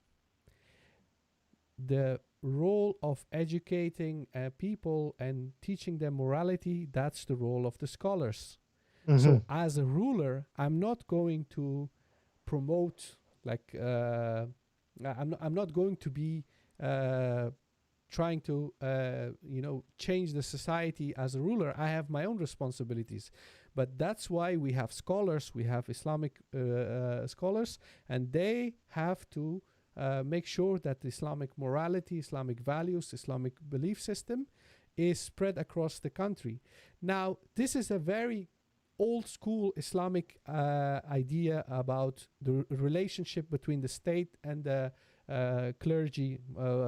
I don't really like to use those terms, but so Yeah, because that's it has European connotations. yes. So what from a very orthodox Islamic perspective, uh, what we require as Muslims from the state is security. They need to make sure that there is security and that the law is the law of the land, that it's the Islamic law. So things that are considered prohibited in Islam shouldn't be, practiced freely in the Islamic society. So those are the views of the conservatives in Afghanistan. Aside from that, people don't want to have a state that is basically micromanaging and everything and trying to do all Exactly. sorts of social engineering and telling people do this or do that. This is also the criticism of very conservative Muslims against Taliban. Everybody thinks that Taliban are the embodiment of Islamic orthodoxy, and that's not true. Even Exactly. during the time of Taliban, there were a lot of different people who are very conservative scholars, and they said, "Look, what you're doing, this is not Islamic. This is not And correct." even the Taliban, right? If you speak to them, they'll say that method of ruling was sort of it was an aberration. It was a extreme reaction to extreme circumstances or whatever. So even implicitly, at least at the public level, they're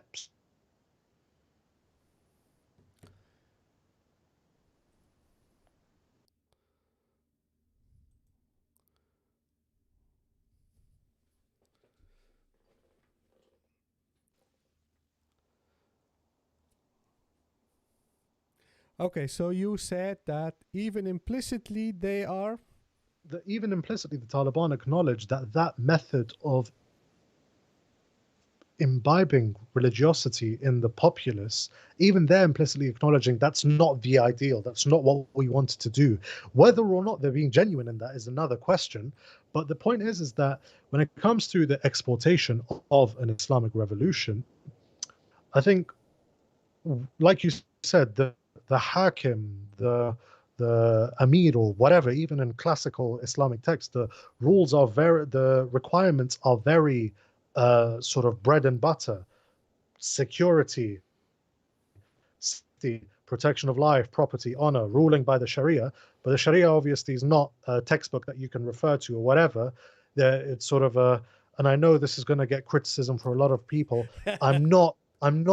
But do you know what I'm saying? I'm not Yes, yes, arguing this from a modernist or a reformist or a yes. Mustafa Akyol lens, but we do also know that it's not sort of a black and white. There are always room for interpretation. There's always room for interpretation, and for anyone that wants to know how classical Islamic polities were governed, please read The Impossible State by Wael Halaq, who's basically argued that in the modern context, the concept of an Islamic state is a contradiction because the state as we know it is based on the 1648 Westphalian Treaty, which is European in its very essence and which conflicts with the classic polities of Islamic empires and whatever. And Islamic empires, in Egypt and in India varied very, very greatly in terms of their administration. So this question by Anas is a really great one that I could talk about for hours on end.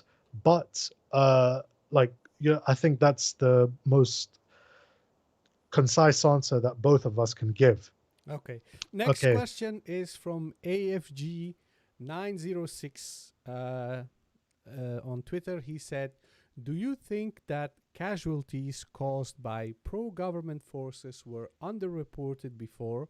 We are used to hearing statements like the Taliban caused the majority of civilian deaths for most of the war."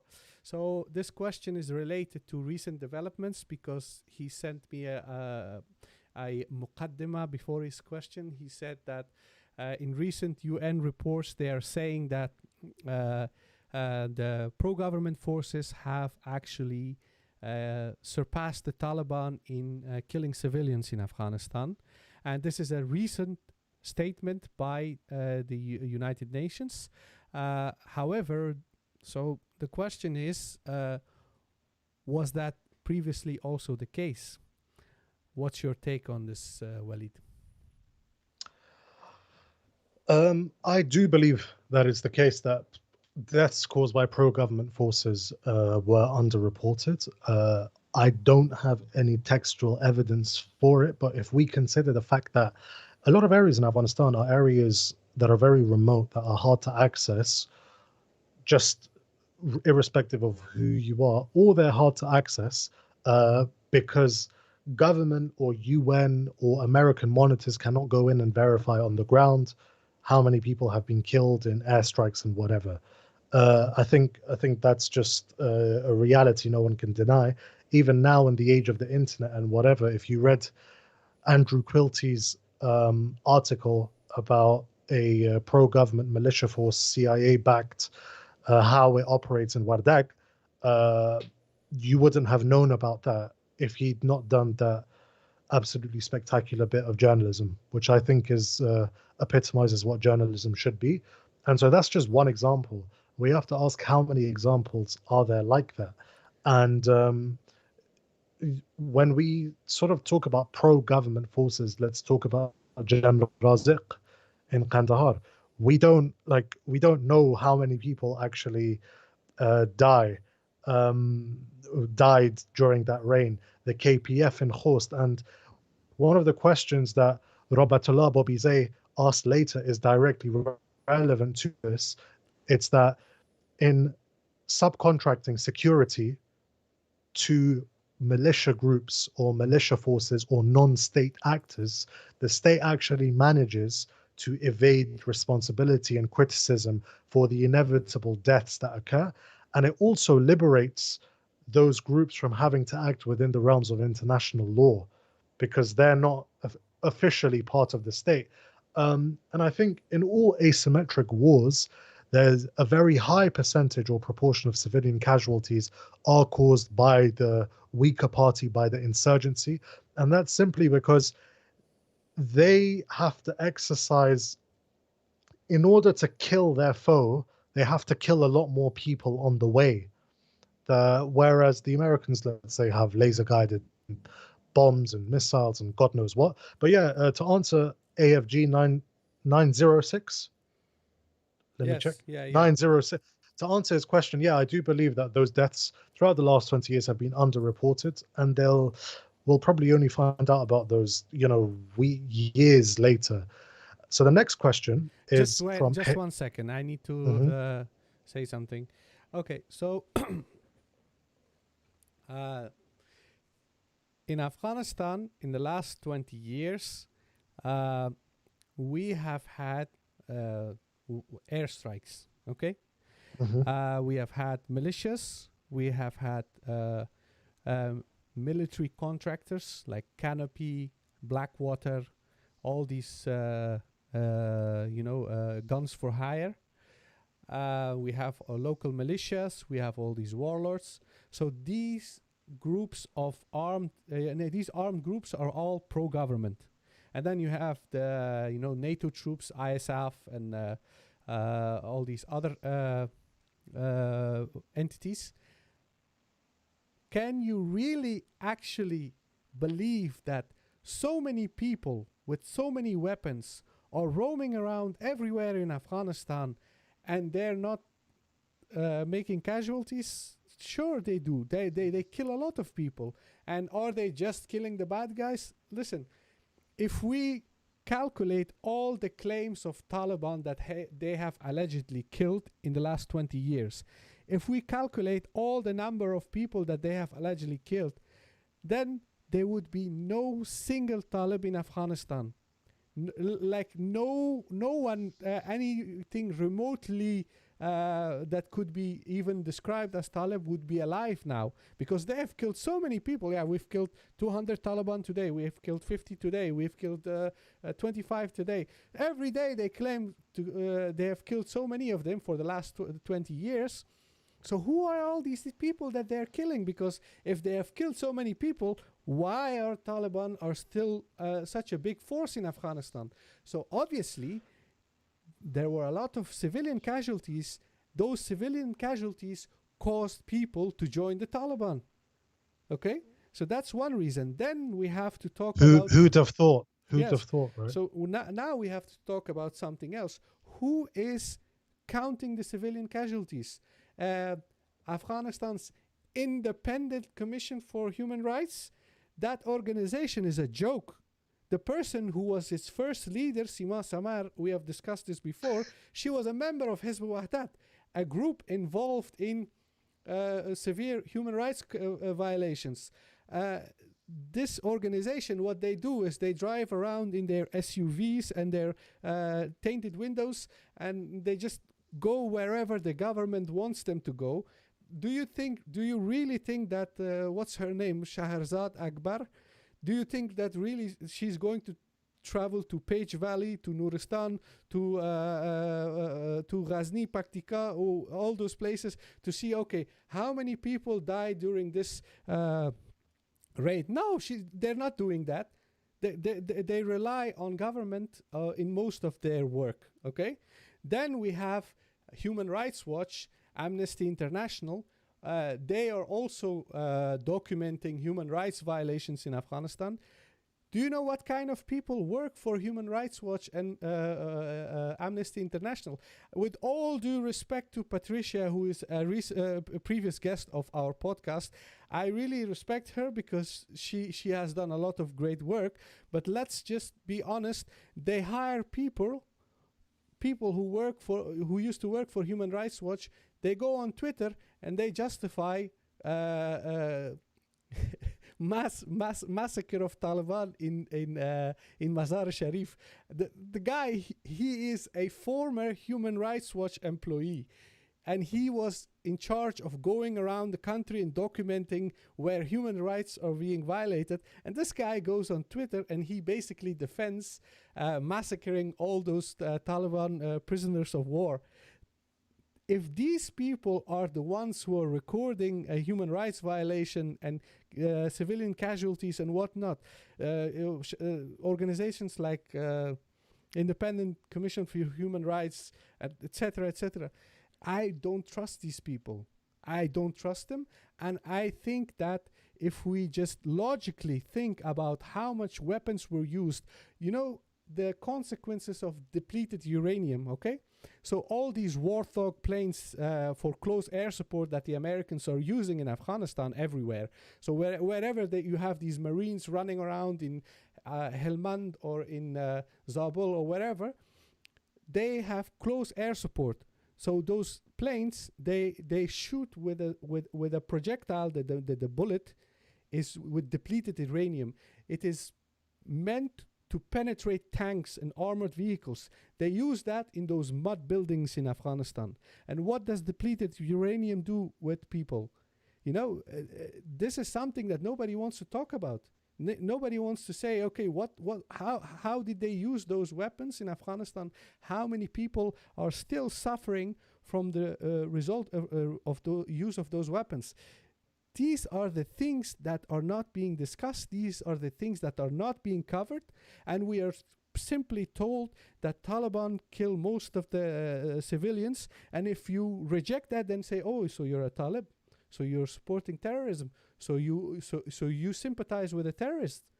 This is the narrative for the last 20 years. And if you disagree with that, they will try to silence you by putting a stamp on you, so that whenever you, if I go to the airport, I get loads of security alarms going off, because yes, this is what I'm going to say. This is what we need to say. And those Afghans who live in Western countries just like us, who have been silenced for the last 20 years, who have never raised their mouth about these issues, they're cowards. And whenever they talk about, I love my country, I love Pashtuns, I love Tajiks, I whatnot, I don't believe any of that. If they really cared 100%. about their people, they would have talked about this matter. They don't. So obviously, yes, these pro-government forces have killed probably 2 times, maybe 3 times more people than the Taliban. That doesn't mean the Taliban are okay, because, like, for instance, I had this argument with a Talib recently, okay? I said, you guys kill civilians. He said, yes, but in war, we are not distributing halwa, okay? So I said, so it means that you have to kill a lot of your own people in order to achieve your goal. There was a comedian, I think, there was a Western comedian, an American comedian.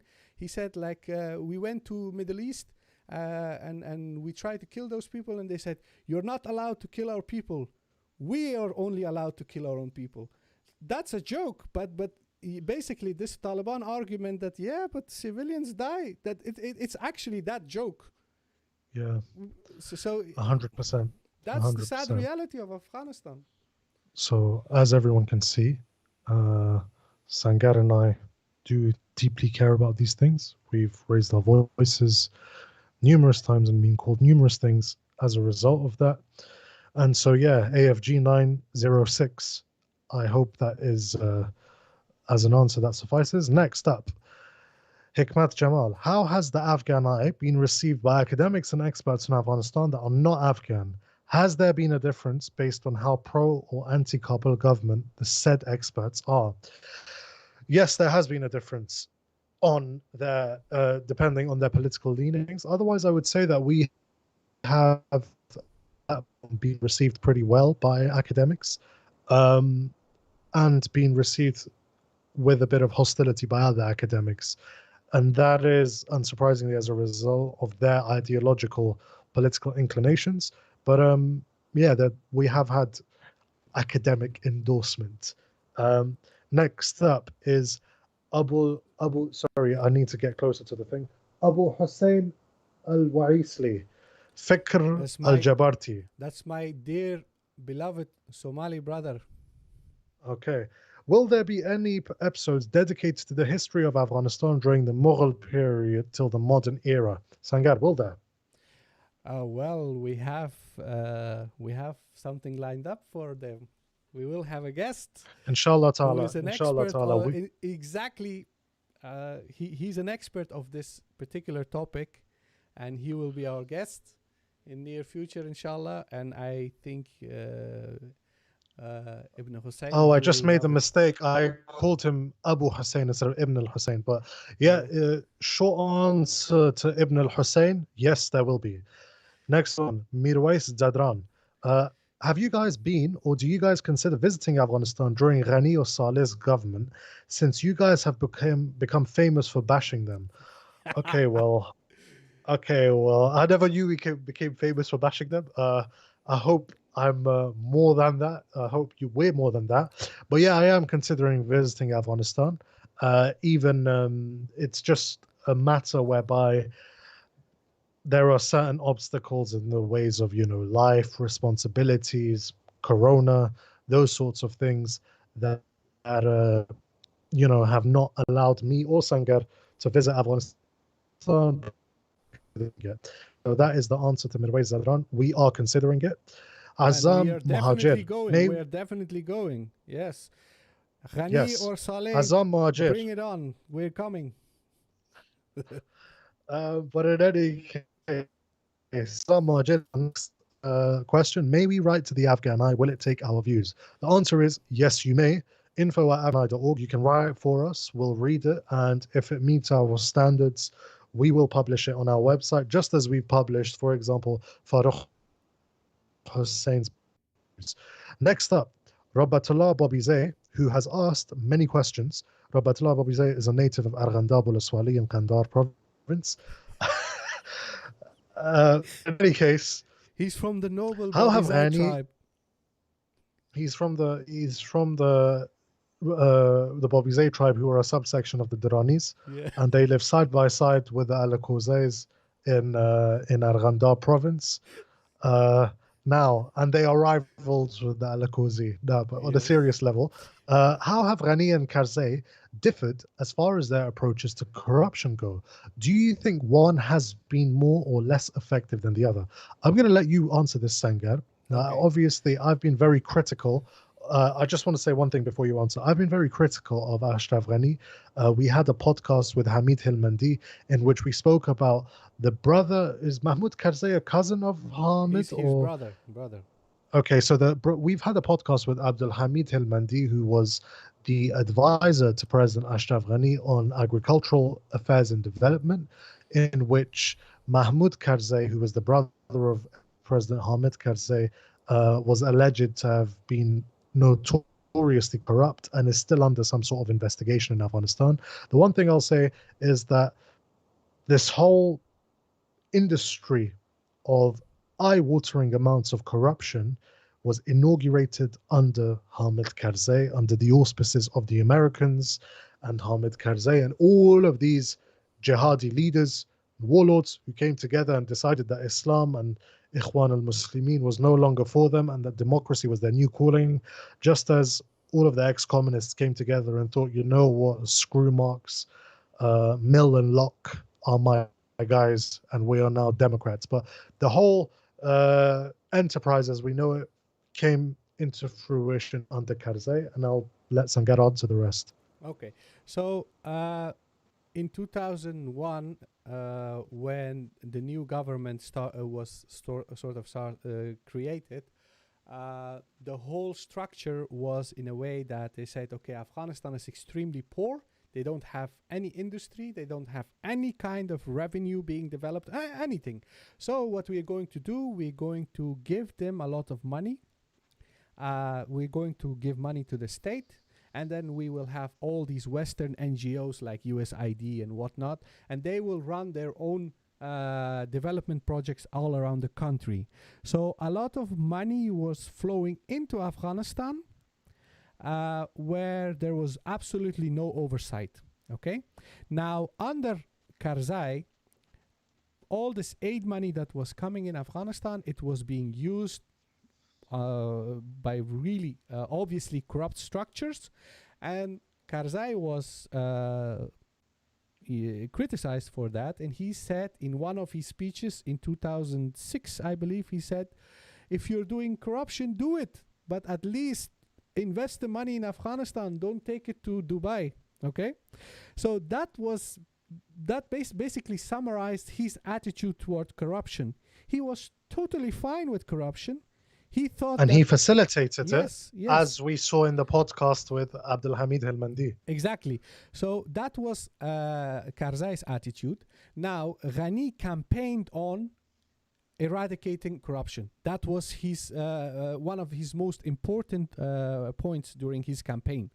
However, when Ashraf Ghani became president in 2014, what happened is that his entire campaign was supported by warlords, okay?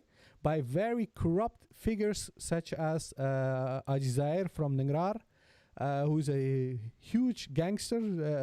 Like those people who have actually amassed so much money that they're billionaires right now. We have Afghan billionaires who have become billionaires in the last 20 years.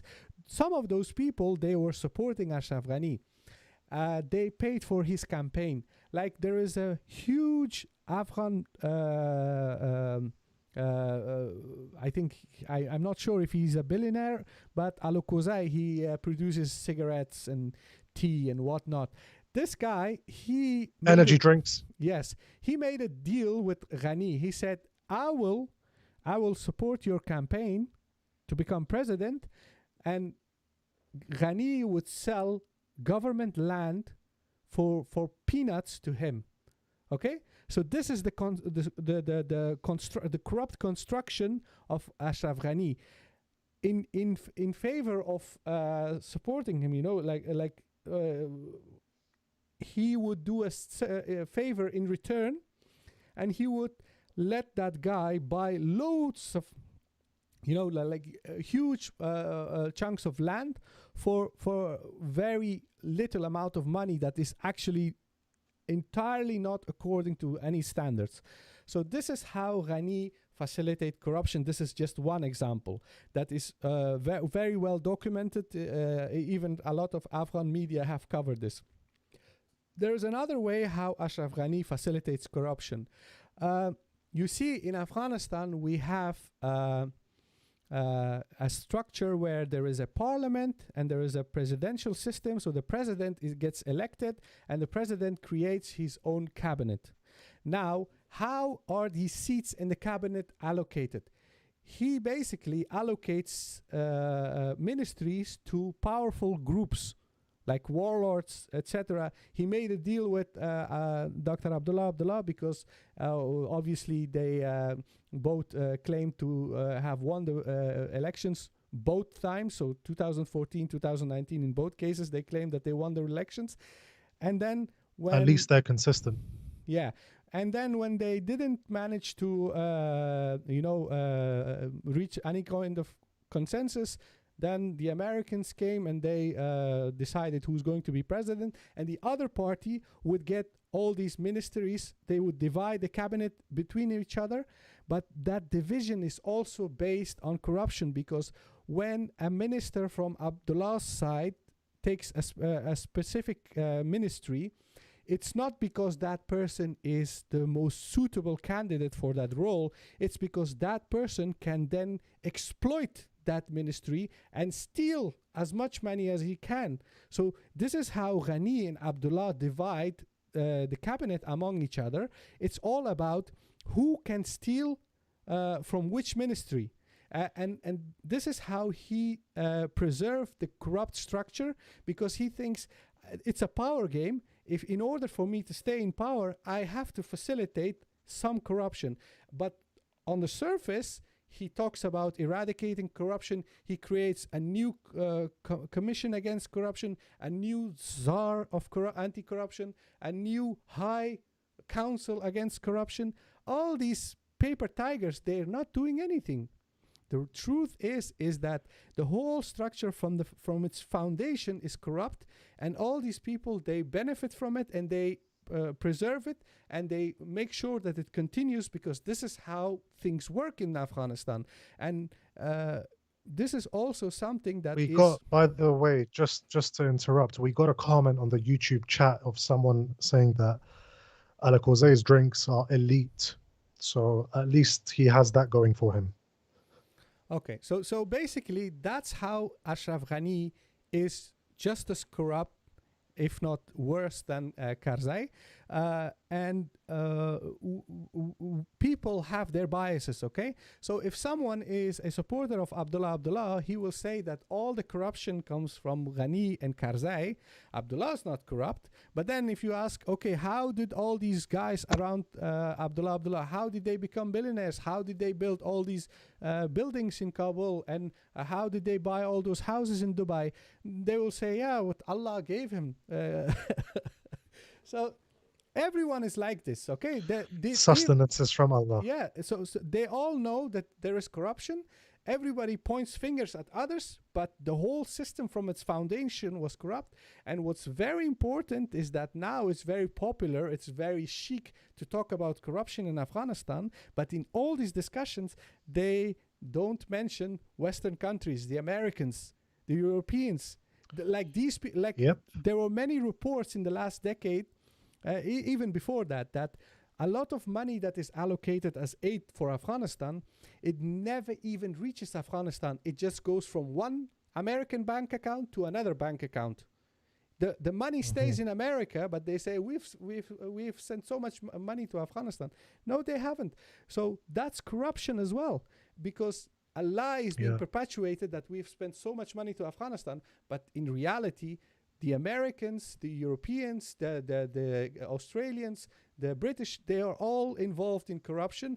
They have created this corrupt system. They benefit from this corrupt system, and they have preserved it for the last 20 years. But it's very convenient to blame only Afghans because these savage, these primitive Afghans, they are corrupt because that's the narrative in the media. That's what all these politicians talk about. But the truth is that they are just as guilty. So yeah, another rant for you. So that is so. The second question from Robatullah Bobizeo of Arghandab is that what challenges do you see as far as creating an organic free Afghan press go? I'll answer that. I would say that the challenges that I see is that a lot of these media organizations in Afghanistan are we don't know, like there's a very visible lack of transparency in who's actually funding these organizations. And I'm going to come back to law, which is like the Afghan media station, part of the Moby Group, in which Rupert Murdoch is a shareholder and was helped by USAID. Now, as far as organic free Afghan press, I would say that a lot of these press organizations, research organizations and whatever, they're helped very generously by Western embassies that are in Kabul. And as a result of that, what they put is altered. So and there's obviously the factor of insecurity and the intimidation of journalists.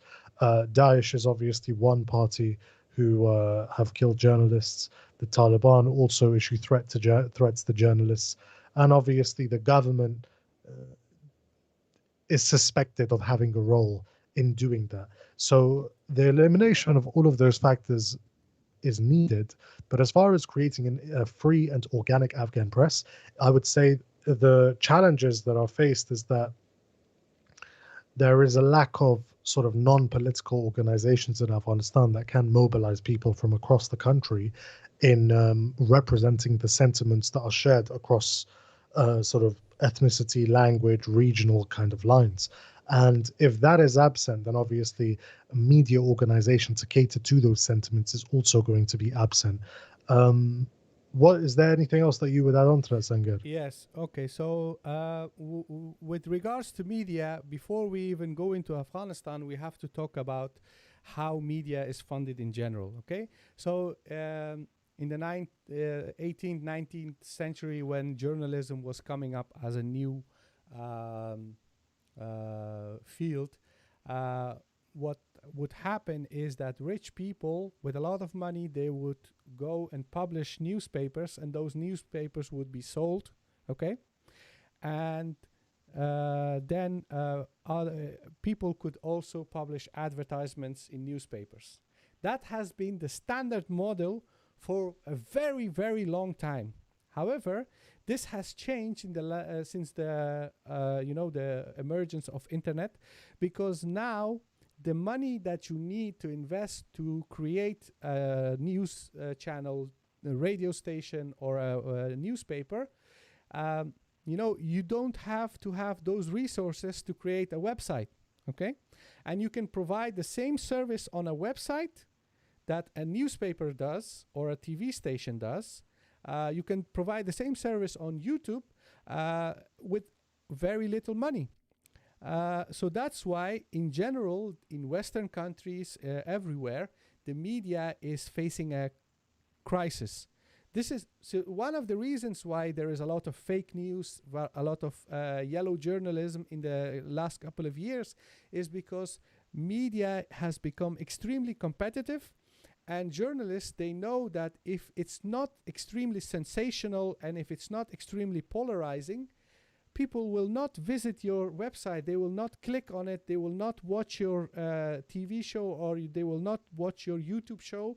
So you won't get all the clicks and views, and you won't get the ad revenue. So they are all suffering. They're all suffering. A lot of major news organizations are going bankrupt all around the world. Okay, this is generally a problem. It's not an Afghan problem.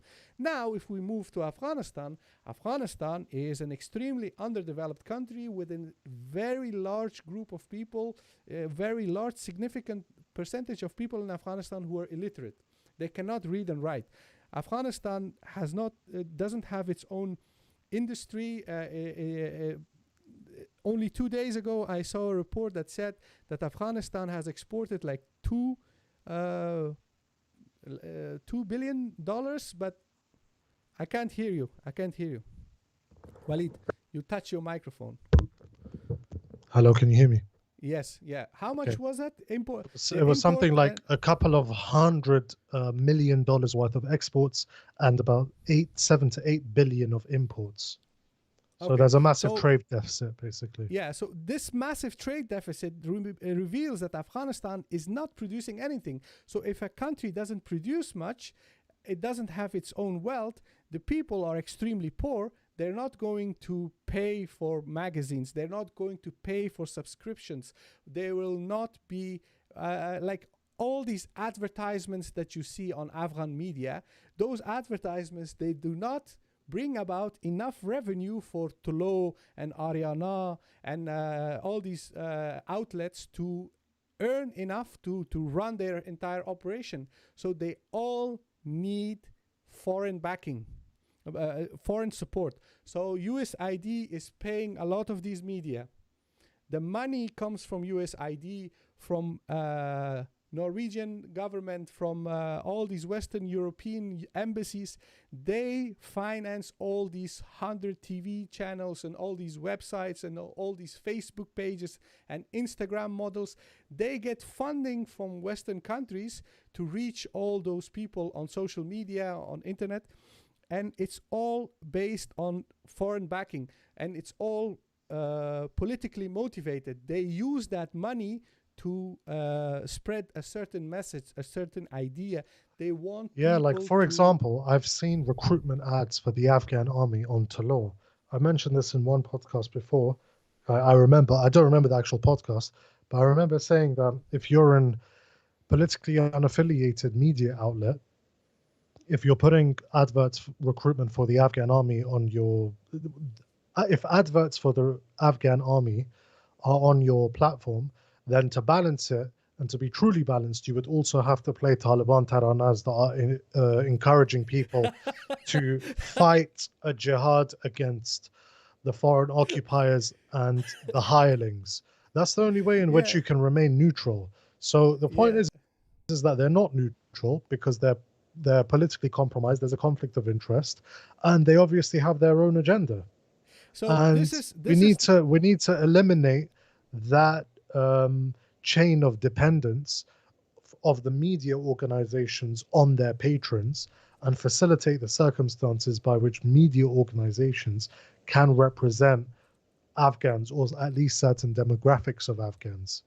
So this is also the reason why we believe in creating media supported by its own audience. Okay, so Afghan Eye, we just gave you a breakdown of how much money we received.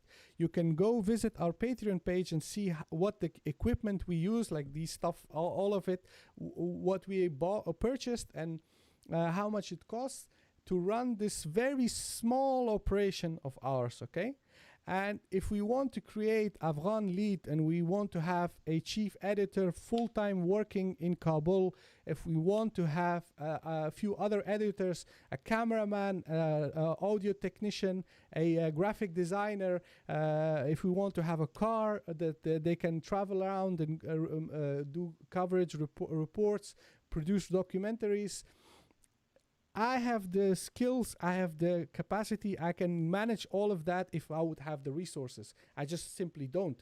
I believe that it's necessary. I believe that it needs to happen. We need to have our media supported entirely by its audience, people who believe in the message, people who believe in the product. We need that because we cannot create media based on money that comes from ad revenue. This was also one of the questions somebody asked from Afghanistan, how much money you make if you have a YouTube channel. Well, if you do damtop, singing, dancing, etc., you will get loads of views and you will get ad revenue and you will make money. That's simply the case. If you have even a gaming channel, where you just play video games, live stream video games on a YouTube channel, you will make loads of money. That's very easy. So if you want to make money on YouTube, do something with entertainment. But what we do, this doesn't pay even the expenses that we make to produce the stuff, okay? So this is something that we believe that is necessary, that needs to be done. And that's basically the role of media, journalism, storytelling, producing documentaries, political commentary, all this stuff.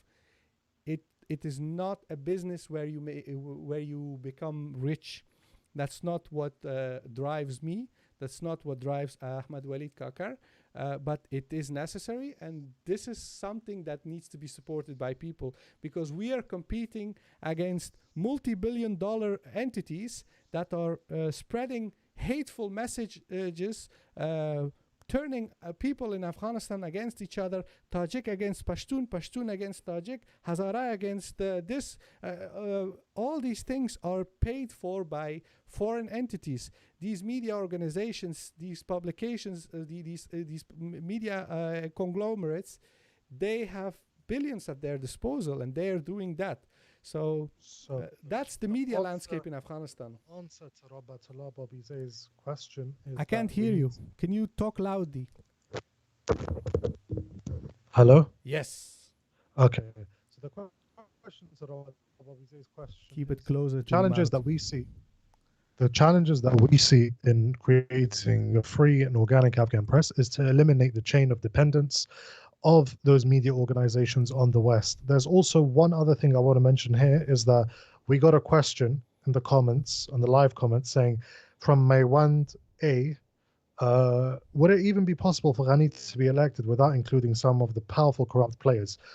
I'm going to answer that very briefly. No, because in Afghanistan, whoever's president in the current paradigm is not there because of votes. They're there because they were selected, and the large determinant of why they were selected there was how many stakeholders they could get on their side, because we don't actually have the capacity, the bureaucracy, and the infrastructure to organize democratic elections at the moment.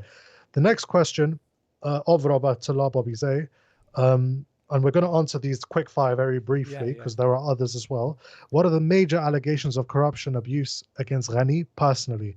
None that we know of. Is that correct, Sangar? There are speculations, rumors that we cannot Well, verify. nothing concrete. Yeah, so Okay. we're The not next going to talk question about it. The next question after that is, why is the Afghan government more comfortable aiding warlords than using their own state security forces? Well, because as I mentioned earlier, using sort of militias, using irregular actors, relieves the government of the need to regulate that violence at a time when the government is sort of presenting itself as pro-human rights and democracy and all of these lofty ideals. Those act as constraints in a rather brutal war that's being fought with the Taliban, and so that's why it is preferable to rely on militias or warlords and those sorts of things. And Next. also, Oh, yeah, sorry. no. What role does Parliament play as far as Ghani's authority to issue executive orders? Very little. The current Afghan constitution gives the president a lot of power. And in the instance where the president actually needs to confirm his ministers or the ministers that he's appointed, those are very rarely appointed by Parliament, in which case he actually just appoints them as acting ministers and the musical chairs continue. And obviously, the ministerial portfolio doesn't actually play much of a role in the day to day machinations of the government. What I mean by that is a short example. In his last government, Ashraf Ghani, towards the end, was using Hamdullah Mohib, who's the national security advisor, who was basically acting as a foreign minister as well. While Salahuddin Rabbani was the actual foreign minister, was doing very little. So the actual ministerial portfolio doesn't actually play a part that much in the day-to-day working. And Just we got a question in the yeah, live comments. just We got the a question in the live comments and from Battle Station. It's the same question. yeah. The question is, so there's a Twitter viewer called Battle Station. What is your view on the book The Kite Runner by Khalid Hosseini? It was a mandatory read in high school English for me. Well, first and foremost, let me convey my deepest condolences for you for having to go through that nonsense. My view on the book The Kite Runner is overwhelmingly a negative review. And the reason that I think that is because I feel that culture, politics, whatever, obviously do not exist in vacuums. They have a relationship, they affect each other, of course. And so Khalid Hosseini's book came out at a time where enthusiasm for the war in Afghanistan in the US was relatively high. And the way in which this book was painted greatly at this, you could say, aligned with the objectives of the American war and occupation of Afghanistan, aligned at the very least, and at the top, it basically justified the American war in Afghanistan. And that is because if we just take away his book, The Kite Runner, we also look at the other one, the common denominator seems to be that the antagonist is a Pashtun. Um, and there's obviously a Pashtun protagonist as well. But the way in which it's painted is that Afghanistan in the 1960s and 70s, and the ultra chic and luxurious Kabul and Wazir Akbar Khan, was a utopia where women wore skirts, alcohol was consumed, and people were religious. Now, that's not actually false, as anyone who is from Kabul will tell you, but the way in which the book portrayed the treatment of women, the way in which it overtly characterized Taliban rule in certain ways. Obviously, even the Taliban themselves will tell you that their rule in the 90s was not exemplary and they probably don't want to repeat it. But even in terms of the way it portrayed the civil war of the it portrayed the civil war, it portrayed Pashtuns as uniquely Pashtuns as engaging in practices like keeping young boys as sex slaves, of dancing young boys, and the fact that the book seems to always end on sort of a rainbow with daffodils and a clear sky, in which the Americans invade in the project, sort of, that this is the end of history, if you will call it that, of Afghanistan. Those views are obviously the way in which the book is characterized. It's not a coincidence. You can't just sort of assume the best of Khalid Hosseini all along. Imran Fayrouz has actually wrote a very good article on Khalid Hosseini called "The West's Favorite Afghan," and one of the things that his article cited was the fact that when Farkhanda was lynched by a mob in Kabul, Khalid Hosseini said that it really shocks me that this happened in Kabul and not in some peasant southern conservative village, which essentially epitomizes his sort of view of Afghanistan, or at least southern rural conservative Afghans.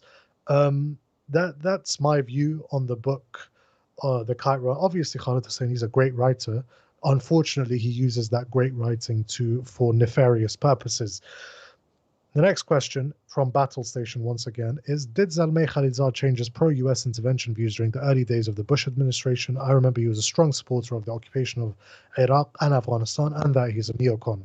So I don't actually know Zalmay Khalilzad's personal views. What I would say to Afghans is that, first and foremost, it's important to remember that Zalmay Khalilzad is an American. He's an American and he's a diplomat, and thus he is an instrument or tool by which the American government employs its foreign policy agendas. Contrary to the claims of many on Twitter, Khalilzad is not negotiating with the Taliban to reinstitute Pashtun supremacy in Afghanistan. He is there because, quite frankly, he's been appointed to lead those negotiations, which are seen as being conducive to US national interest. It's very possible, I think personally, that he was very much in favor of the war in Afghanistan. However, it's possible, he's changed his mind and he sees it as fruitless. But the point is that his personal views don't really matter. Um, and so the next question is from D. Brannick, who's on our live chat right now. Sorry, actually, before we go to the live chat comments, let's go to an anonymous query on Twitter, which says that: what are the reasons in Afghanistan the YouTubers who argue with logic are so less compared to Pakistan or India? There are loads of pages and channels both in favor and against government. In Afghanistan, this culture is less. Is it because people don't have any interest? Like even your channel, which is great, is so underrated. Well, first of all, thank you for liking our channel and thinking it's underrated. Please tell a friend to tell a friend. The reason that the interest, I would say, is because internet exposure in Afghanistan is relatively much more recent than in India and Pakistan. And also the sensationalist, the jingoistic sort of media coverage of Afghan politics still dominates the media landscape. YouTube is a relatively new phenomenon in Afghanistan. And we're obviously operating in the Anglosphere, which we aim to change. And that is there's another anonymous query. In a recent article, okay, the query is as follows, quote: in a recent article of republicworld.com, it states that the purpose of Hanif Atmar's latest visit to New Delhi ahead of conference in Turkey is to seek India's support on behalf of Ashraf Ghani, who doesn't want to see an interim government being formed in the country with the Taliban members as constituents, which Washington had recently suggested. What are your opinions on this particular quote? My opinions is that there is a sound hypothesis. India has proved a stalwart ally for the government in Kabul since 2001, and prior to that, it was a stalwart ally of people like Ahmad Shah Massoud and the Northern Alliance, aiding them against the Taliban in the civil war, building them hospitals and airfields, and offering them care. Sangar, what are your opinions on that quote? Would you agree with me? Yes. Do you need to take a break? Me? Yeah. Yes. Okay. We'll take a short break and we will be back in a couple of minutes. Yeah. All right.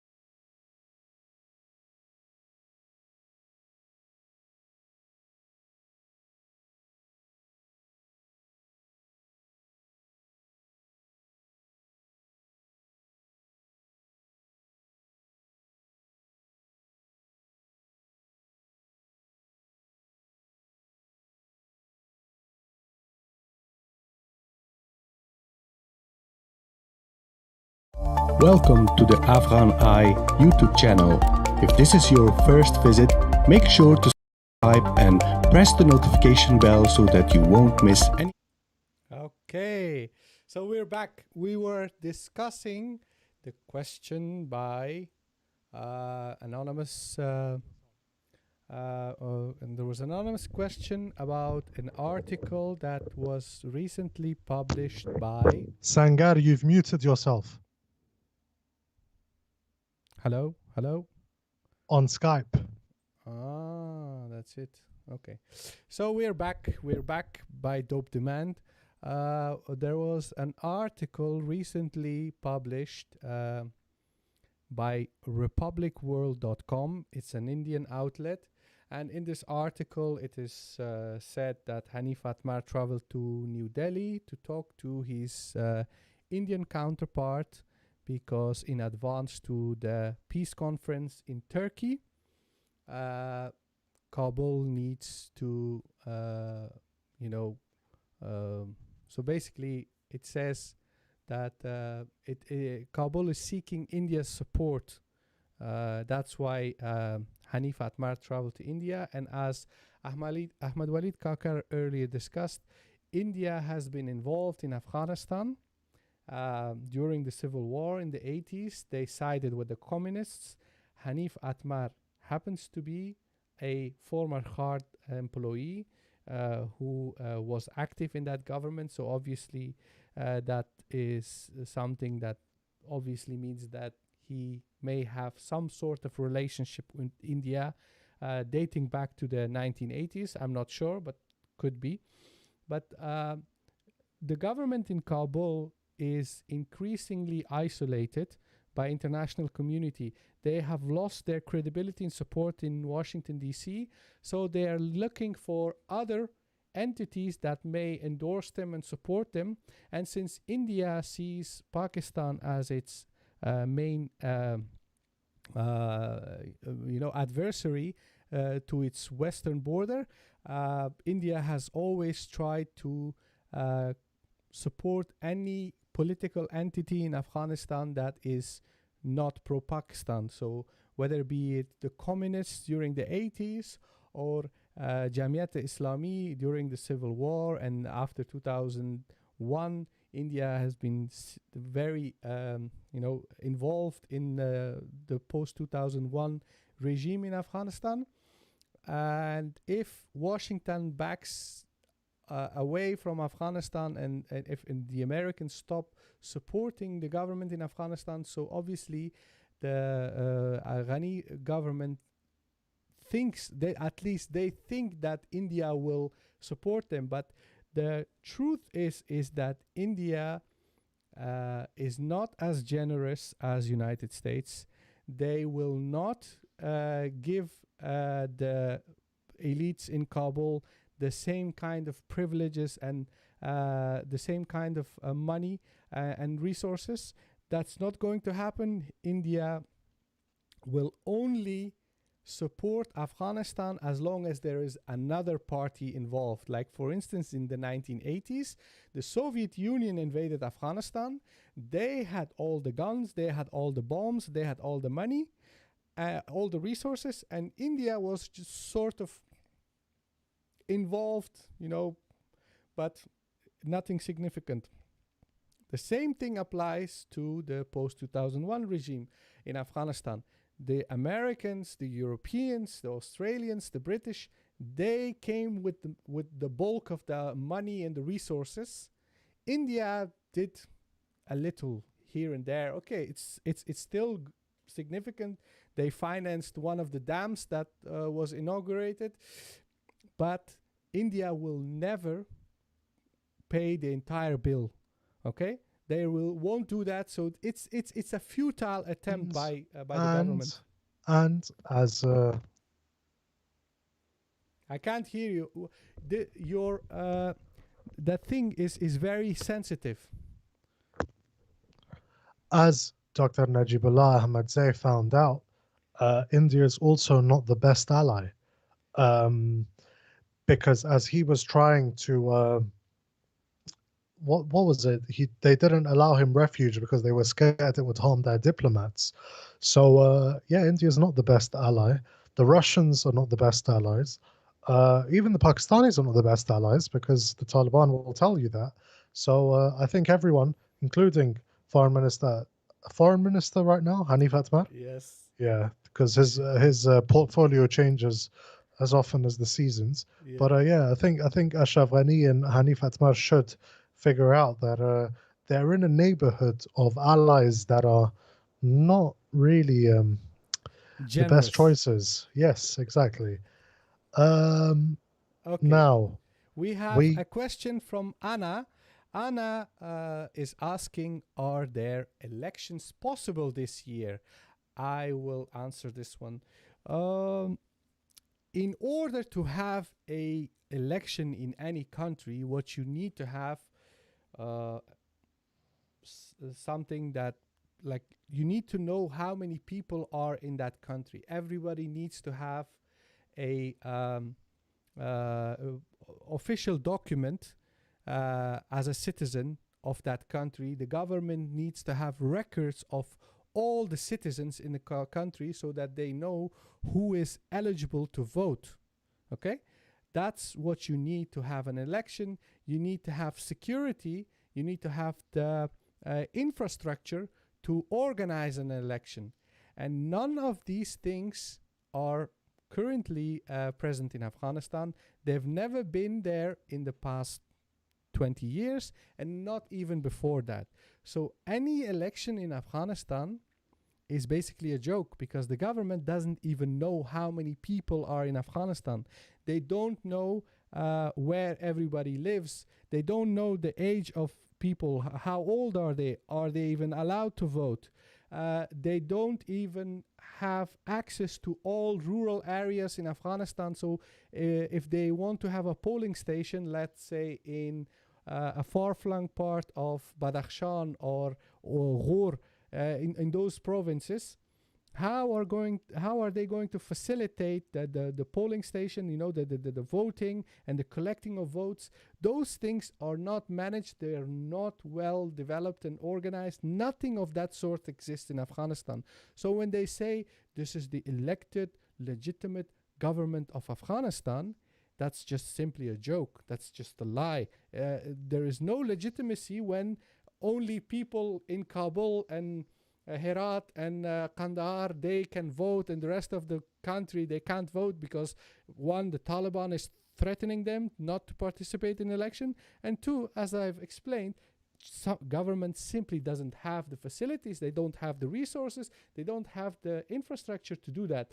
So any kind of election in Afghanistan at the current state of affairs is just it's just a show to create a false sense of legitimacy. That's what these elections are about. So for Afghanistan, I think an election shouldn't be a priority at all at the current state of affairs, But do because you think it will be held? Yes or no? no, because even the election of 2019 was fully financed by the Americans and other Western allies. And those guys, they will not finance any theater or drama at the current state of affairs in Afghanistan. They will say, you know what, if you want to have an election, ask Modi to pay it. And Modi is not going to pay him 2 rupees.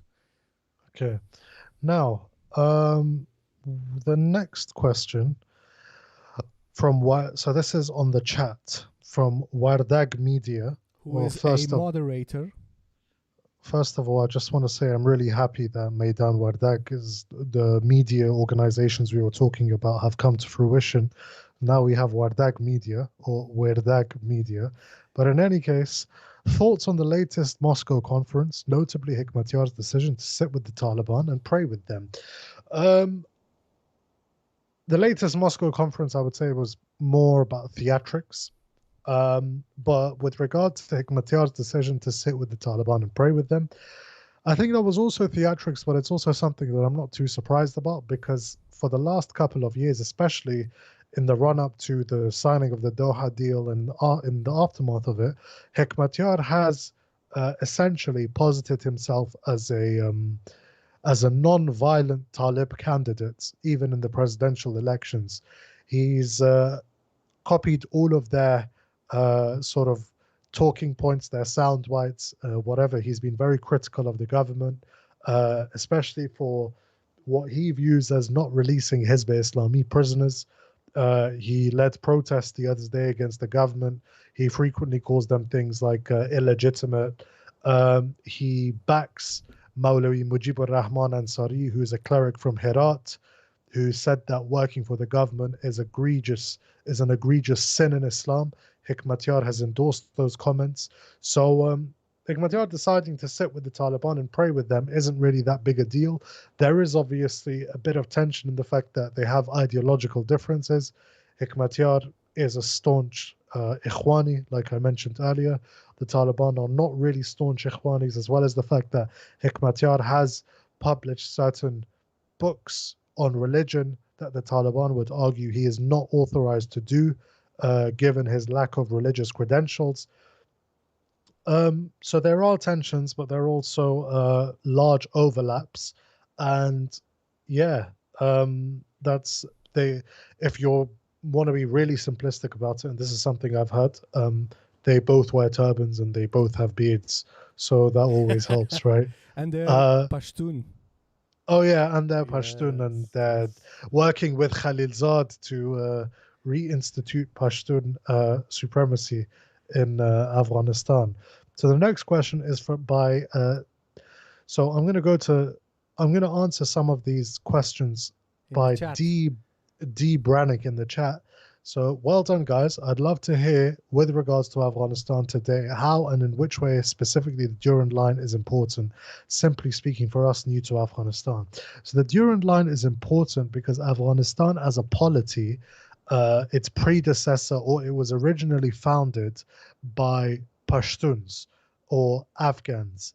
The two were synonymous and they still could be considered to be synonymous, hence Afghanistan's name. And the reason the Durand Line is important is that it splits the Pashtuns of the tribal belt into what was first British India and Afghanistan, and now Pakistan and Afghanistan.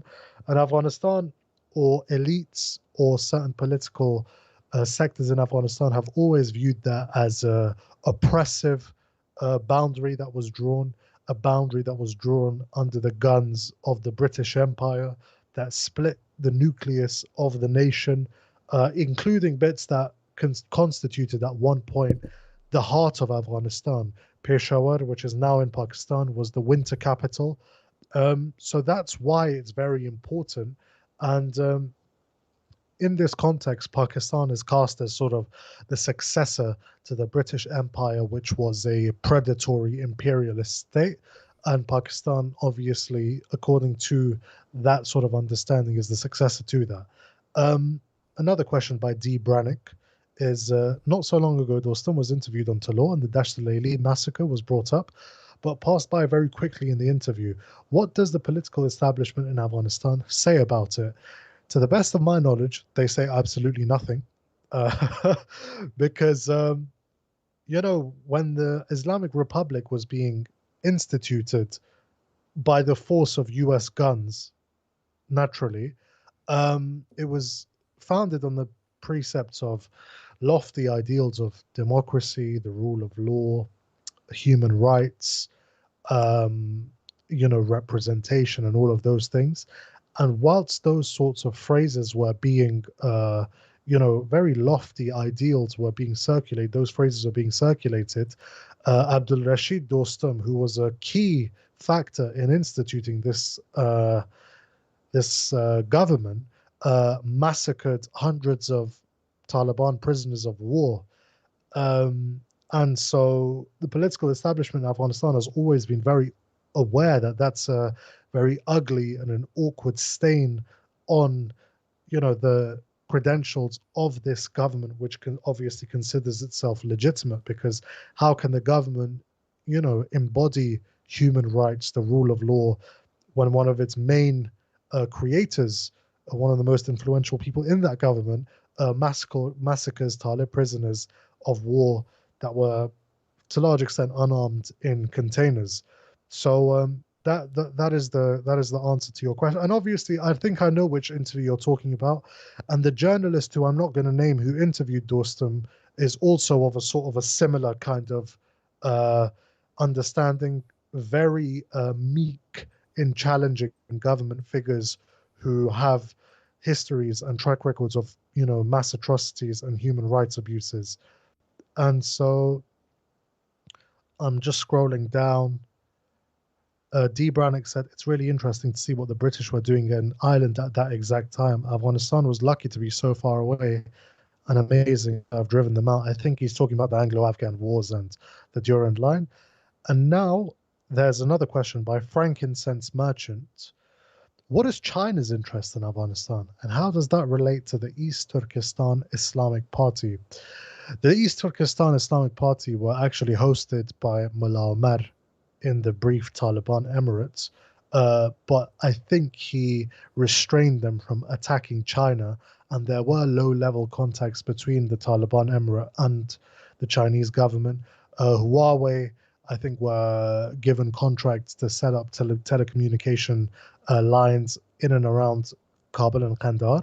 I think China's interest in Afghanistan is one in which it generally sort of wants a stable resolution of the conflict, because China is obviously in the midst of conducting a mass genocide against Uyghurs, and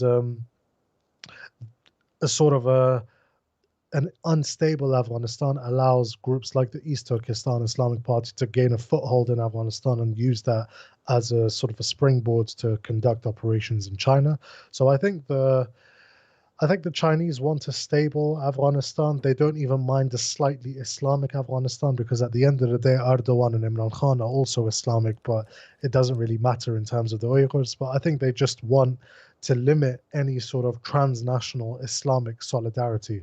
Would you agree with that, Sangar? I agree. I think China as a uh, state doesn't really care what other peoples believe and do outside China. They only care about people inside China. They want to control everyone inside China. We've seen reports about how they monitor people's behavior with all these new advanced technology.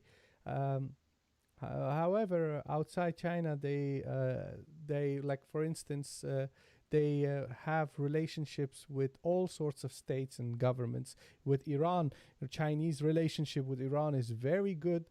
Yeah, they don't care that Iran is a revolutionary Shiite Ayatollah regime. Those things don't matter to China, as long as those different beliefs and ideas don't pose a threat to inland China. That's what basically the essence of it. You touched your microphone again.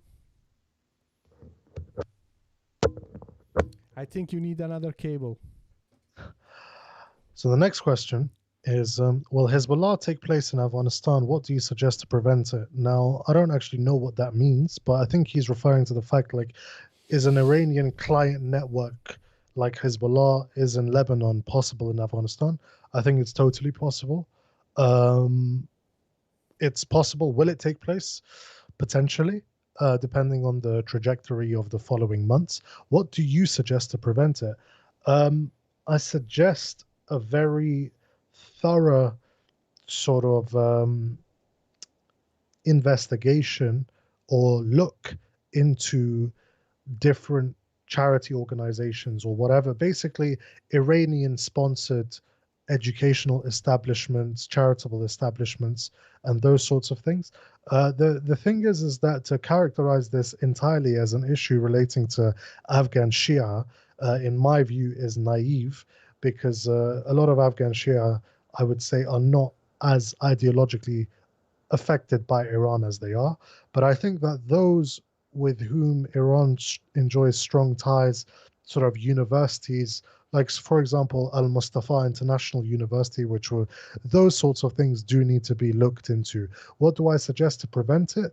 I also suggest looking at yeah, I would say that those are sort of the things, and to sort of for the government to sort of see the blueprint of how Iran approaches the augmenting of its influence in places like Syria and Iraq, and how it could potentially act in Afghanistan. The next question is, will Iran try to bring Fatimiyun to Afghanistan? Well, I mean, it's said, according to its foreign minister, that it's open to doing that, and I'm going to take him at his word for that. Um, Kela Kam says, what can religious Afghans do who have issues both with, number one, the government's corruption and lack of implementing Sharia, and two, the Taliban's harsh Zahir al-Riwaya understanding of the Hanafi school? Well, Killer Khan, regret to inform him, I don't actually know what Zahir al-Riwaya is. I should probably study Hanafi fiqh in greater depth. I would say that Afghans should read more Hamza Yusuf books. But on a but I would say that Afghans who have issues with both in general should act as conduits and facilitators and put pressure on both sides to make peace with one another. Because at the end of the day, both sides derive their support from different demographics in Afghan society. And I think the religious, sort of conservative Afghan demographic is the largest in that. And as such, they should I mean that really is all they can do. Yeah, can I just say something? The problem with Taliban, Hanafi madhab, and basically religious conservatives in Afghanistan is that we have this false assumption that Taliban are the embodiment of the conservative Hanafis. On the one hand, okay, that's a false assumption. That's not true. There are many conservative Hanafis in Afghanistan who are against Taliban. They are not pro-Taliban. They're pro-government. And then there is a very, very large group of Hanafis who are not aligned. Okay, so they're not pro-government. They're not pro-Taliban. But those people are basically involved in teaching Islam. They propagate Islam. And they have their own madrasas, they have their own institutions, they have their own publications. Simple example, the guy I mentioned earlier, Abdul Salam Abid, who is a Hanafi scholar. He's a Shaykh al-Hadith and Shaykh al-Quran. Similarly, Abdul Sabur, Mawlaya Abdul Sabur, he is a very significant figure, a big scholar. There are many such figures. They don't follow the same methodology and the same belief system as the Taliban. But for an outsider, for people who don't know much about Islam, for them, they're all basically the same. They have long beards. They don't listen to music. They that's it, you know. So it's not that simple. And with regards to specific rulings and how those specific rulings in Islam are interpreted by different schools of thought within the Hanafi madhab, there is a very there is a variety of different schools in Afghanistan. Like the Taliban are just one strand, but even within Taliban there is a difference. Okay, there are Taliban scholars who are on one end of the spectrum, and there are some who are on other end of the spectrum. So I don't think that this question is really relevant to the current climate in Afghanistan, because we, despite all the challenges and problems in Afghanistan, we have a very diverse and very complex landscape of different interpretations of Hanafi madhab. I don't think that this issue of Taliban being, as they say, literalist, or that is a problem in future, because there is enough alternative views within the conservative Hanafis. So in future, I think that things will be less how would you describe that? Uh, there will be less tensions on certain issues if there is peace, because now Hmm. one side is basically militarized, and that creates a certain tension. But if there is peace, then these tensions will subside. Yes. Okay. Excellent answer. So Hamza Fakhrizadeh, like I said that Alakozei's energy drinks are elite. Well, at least he's good at what he does, right? Um, Hamza Fakhrizadeh. Oh, wait. Before Hamza Fakhrizadeh, D. Brannick said, make a list of 100 wealthy people likely to support Afghan Eye, then write to them individually and directly, and you'll get the funds you need. That is a very good idea, but the only problem with that I see is that I can't even think of 10 wealthy people who will support us. Yeah, But I mean, it's a good idea. I think yeah, it's yeah. great. It's Maybe we like, should start making a list of people who we know of. and if you have any suggestions, let us Yes, know. please Okay. go ahead. Hamza Fakhrizadeh also said the opposite side of the government, i.e., the Taliban, are also very demonized. Any comment that could be slightly in their favor will face lots of backlash. Well, Fakhrizadeh Saib, welcome to our world. Okay. Mohammed Join the club. Zuhairud, join the club. Mohammed Zuhairuddin said, will Hizb Islami reconcile with the Islamic Emirate? My sources have somewhat confirmed to me that they are no longer at loggerheads, at war, or at sort of any mutual animosity. They've sort of agreed that they will not attack each other publicly or whatever. So it depends on what we're calling reconciliation. It could already be said that the Hizb Islami, on the basis of my source, Hizb Islami have reconciled with the Islamic Emirate, and they maintain their own distinct ideological sort of basis. And I don't think reconciliation means that that would have to be eliminated. If you're asking Zuhairuddin if they'll join the Taliban, unlikely given Gulbuddin Hekmatyar's ego, but anything with Gulbuddin Hekmatyar is possible.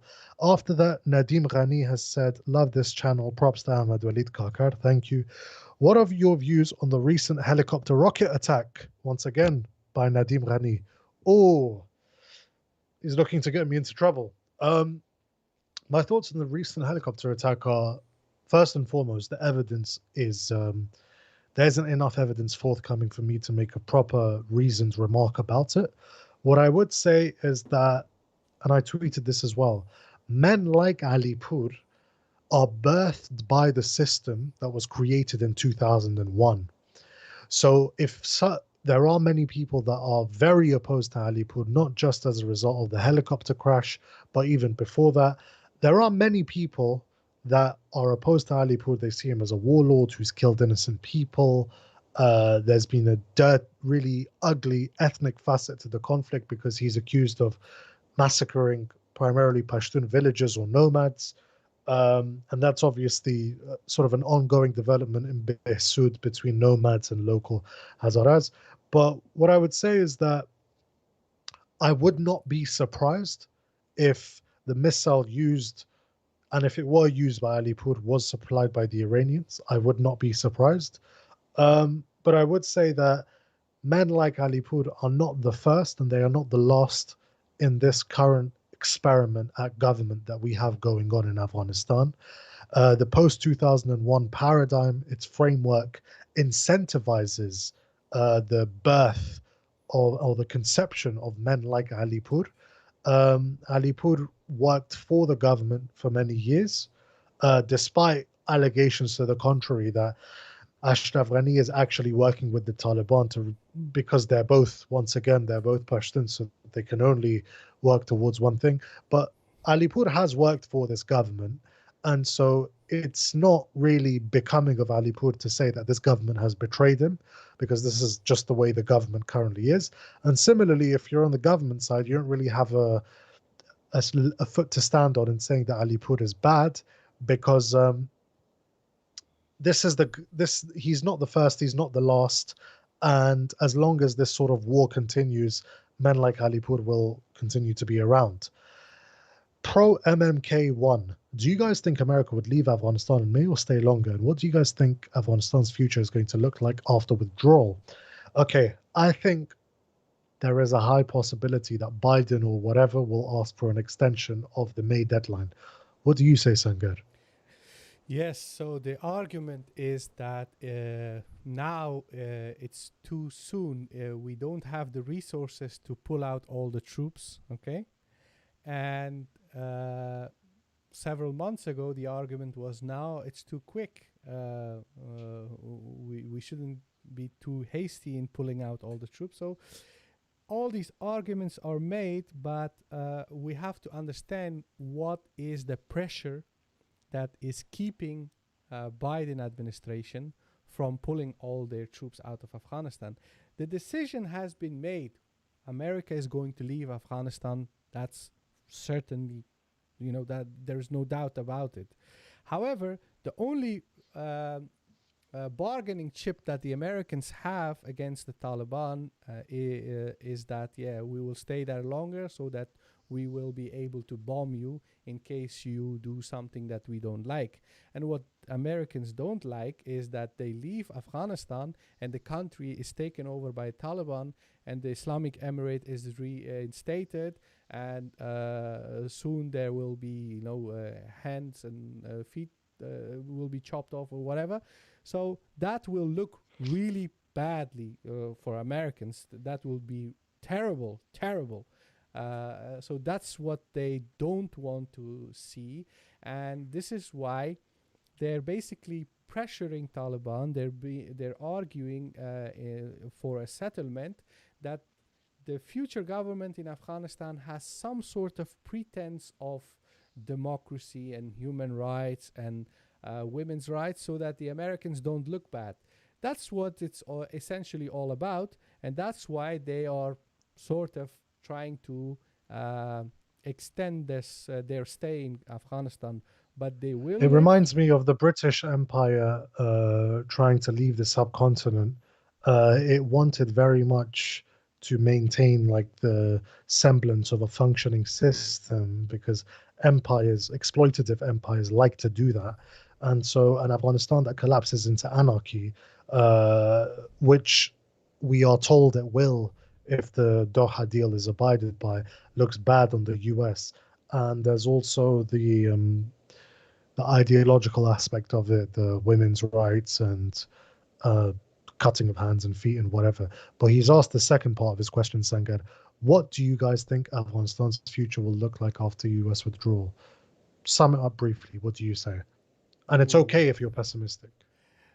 I don't know. Okay. You don't know? لا Okay. يدري. La adri. Okay. And that's fine. What do I think Afghanistan's future will look like after all? I don't know. And that's not an easy cop out, but it's just there are so many factors to take into account here.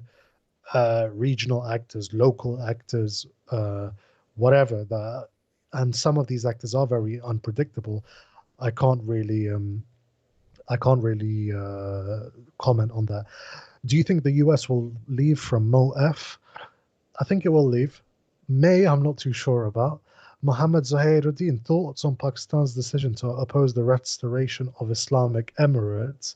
I think that's a very rational thing for Pakistan because I think the whole TTP episode um, uh, made Taliban wary about the They consequences made Pakistan wary. made Pakistan wary about the consequences of supporting the Taliban because the Taliban itself had a massive appeal in the tribal belt of Pakistan across the Durand line. And also there are reports that are from people I've spoken to that the Taliban actually helped the TTP to get back at Pakistan for selling them out to the Americans. Don't quote me on that directly, but that is also something I've heard. So I'm not surprised that the Pakistani opposed the restoration of the Islamic Emirate. Mirwais Hotak says, "Hi everyone. Hello, Miss Mirwais Khan Hotak from the 18th century." Um, uh, What do says, you know "What do you know about about the the Kochi Kuchi Hazara?" Hazara conflict? Okay, Unfortunately, not enough. Not let enough because I have something to say about that, okay? So, as Okay. ethnic Pashtun from the Gharjai tribe, who is obviously, we are mainly the Kuchis in Afghanistan, I feel very strongly about that. No, no. No, okay, so let me tell you a personal story, okay? So, my grandfather, uh, in the 1970s, 60s, and 70s, he used to work for the government in Afghanistan, and he was a tax collector. And what his job was to travel around Hazarajat, so that's Bamyan, um, Uruzgan, parts of Uruzgan was Hazarajat, Ghazni, Ghor. We have now Daikundi, which is a separate province. In those times, the division between provinces was different, but basically the central parts of Afghanistan, the Hazarajat, he would go there and collect taxes for the government. And what I have heard from family history is that in those areas you have very populated areas like villages and towns where there are predominantly Hazaras, and then there are huge parts of land that is called land that is used to graze animals. So Kuchis, they would travel all across Afghanistan to with their animals, like with their goats and sheep and etc. And in those times, like in the 60s and 70s, there were no big tensions between Kuchis and Hazaras. But historically, we need to go back to history to understand the tension between Kuchis and Hazaras, but tensions between Kuchis and other Pashtun tribes, etc. The history of these problems is that in the past, Afghanistan consisted of two types of people: the settled people, the agriculturalist people who are farmers, and the pastoralists. And they are the semi-nomadic tribes, like the Turkish tribes, like the Kyrgyz and the Kazakh. And these people, they were also semi-nomadic. Aymaq. Aymaq as Aymaq. well, yes. And Bakhtiari, in Logar, you have Tajik Kuchis, they called Bakhtiari. And these people, what they would do is they would travel back and forth all across, the Central and South Asia. That was their lifestyle before colonialism, before emergence of nation states. But what happened is that when nation states were created in the West, then these Western countries, they invaded Islamic countries, and they colonized some part of these lands, and they created these borders. They created governments that would limit travel between one region to other region, and this limitation has deeply affected Kuchis, the semi-nomadic pastoralists. So these people were forced to settle. They were forced to permanently settle in some parts of Afghanistan because they're all ethnic Afghans. They're originally from Afghanistan. So this forced settlement has created many problems. One of these problems is that their animals, they would overgraze parts of the country, which resulted in desertification. So you have, like, for instance, the valley of Desabs, where I'm from in Kabul. It's called Desabs, means green village. But it's not green, it's a desert now. And that's why, because the reason for that is that when Kuchi tribes were forced to settle, they would come with all their animals and settle all around Kabul in these areas. And their animals, they ate all the plants and they created deserts. And Kuchis, because they were pastoralists, they were not farmers, they didn't know how to develop land, they didn't know how to grow crops. So this has created a lot of economic problems. It has created a lot of poverty, all these tensions between different communities in Afghanistan. These are the real reasons why we have certain problems in Afghanistan. So when you see all these sensationalist people talking about, oh, endless oppression, one group has oppressed the other, and it has been systematic persecution, this and that. No, you have to see the entire historic context. You have to take all these matters in consideration to understand what is happening in Afghanistan. And the solution is not to favor one ethnic group over the other, or portray one ethnic group as the victim and the other as the oppressor. The solution is to address the core problems that have created this situation. Like what are the core reasons that have created this situation?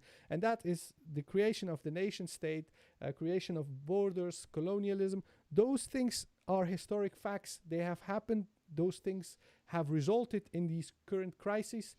And in order to address current crisis, we have to see in what way we can decrease tensions and find solutions. Like, for instance, Kuchi tribes, if they cannot have land, if they cannot settle anywhere, and if there is no safety and security, it's very easy for Kuchis to become militants. So what you see in the popular, the dominant narrative is that Kuchis are all Pashtun, and all Pashtun are Taliban, and they all hate Hazara, and this is all a big conspiracy. But that's not that's not it's not logical. The real reason is that we have poverty and insecurity, and these problems exist in all parts of Afghanistan. For the same reason, we cannot say all Hazaras who have joined Fatimiyun and are killing Syrians is because all these Hazaras are evil. That doesn't make sense. Hazaras are just as poor and impoverished and oppressed as Pashtuns, and those Hazaras who have been used by Iranians as militias in Iran, that's just abuse, and those are the circumstances. We cannot blame ethnic groups for things that are happening, and we cannot ascribe blame to just one ethnicity because of what we observe in our newsfeed online. We have to understand the true causes of these problems, and we have to understand that all of us suffer collectively in Afghanistan. We all suffer collectively, and we all need to be united and address the root causes and see how we can help each other to bring stability and security. And what is happening right now, like accusations and insults and hostilities between Hazaras, Pashtuns, and Tajiks and whatnot, all of these things, especially educated Afghans, especially Afghans who have these privileges, access to internet and television channels and everything. These people are more evil than any other kind of I agree. warlords and militants, because these people, they are basically the instigators. They are causing a lot of hostility and tension between people, and we have to refrain from that. We have to feel some kind of responsibility. We have to feel some kind of we have to care about all human beings, not just our own ethnic group. We can't just say it's just me and my ethnicity and my tribe or whatever. At the end of the day, you cannot have Afghanistan without Hazaras or without Pashtuns. We all live there. It's a country which is populated by all these people. They are a part of that piece of land. Everybody has equal share in that land. So you need to accept each other is the first step. Accept each other and accept the reality. This is the way it is, and we have to collectively solve our problems and not blaming one another and accusing one another. That's all I have to say. I would just say, nomads and settled people is not just restricted to Hazaras and Pashtuns or Behsud. It's a very sort of normal factor of life. There are even, in some parts of Afghanistan, settled Pashtuns having problems with nomadic Pashtuns over things like the grazing of land and whatever. Now, these issues obviously became more of a thing in the last century or so, when nomadic Pashtuns started to graze their animals more on lands that the Hazaras sort of generally inhabited. But these sorts of things have become majorly politicized and ethnicized and even regionalized with the whole accusations of Iranians helping Alipur. Now, okay, so now Faiz PK says, Salam everyone, Pakistan Zindabad to Afghan brother. Thank you for that Zindabad. contribution. Thank you for Zindabad. that contribution, Zindabad. Jive Jive Faiz. Afghanistan. Jive Jive Pakistan. And can you tell us about your story of how you gained interest in Afghan politics? We already Considering you discussed that. guys, we already discussed that, but just Sangar wasn't born and brought up in the West. He was born and brought up in Afghanistan. Myself, brief background. I've always been interested in Afghan politics. Father was in Hizb Islami. It's not something you can escape, especially if you're growing up in the post 9/11 era. And I never liked simplified, dumbed down, stupid narratives to make sense of the world.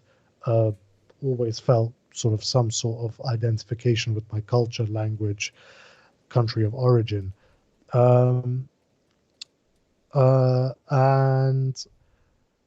the unity of Faiz Pakistan says the unity of Muslim nation will strengthen every Islamic country, so Pakistan and Afghanistan should be one page. I agree. What, if anything, are the Taliban from D. Brannick?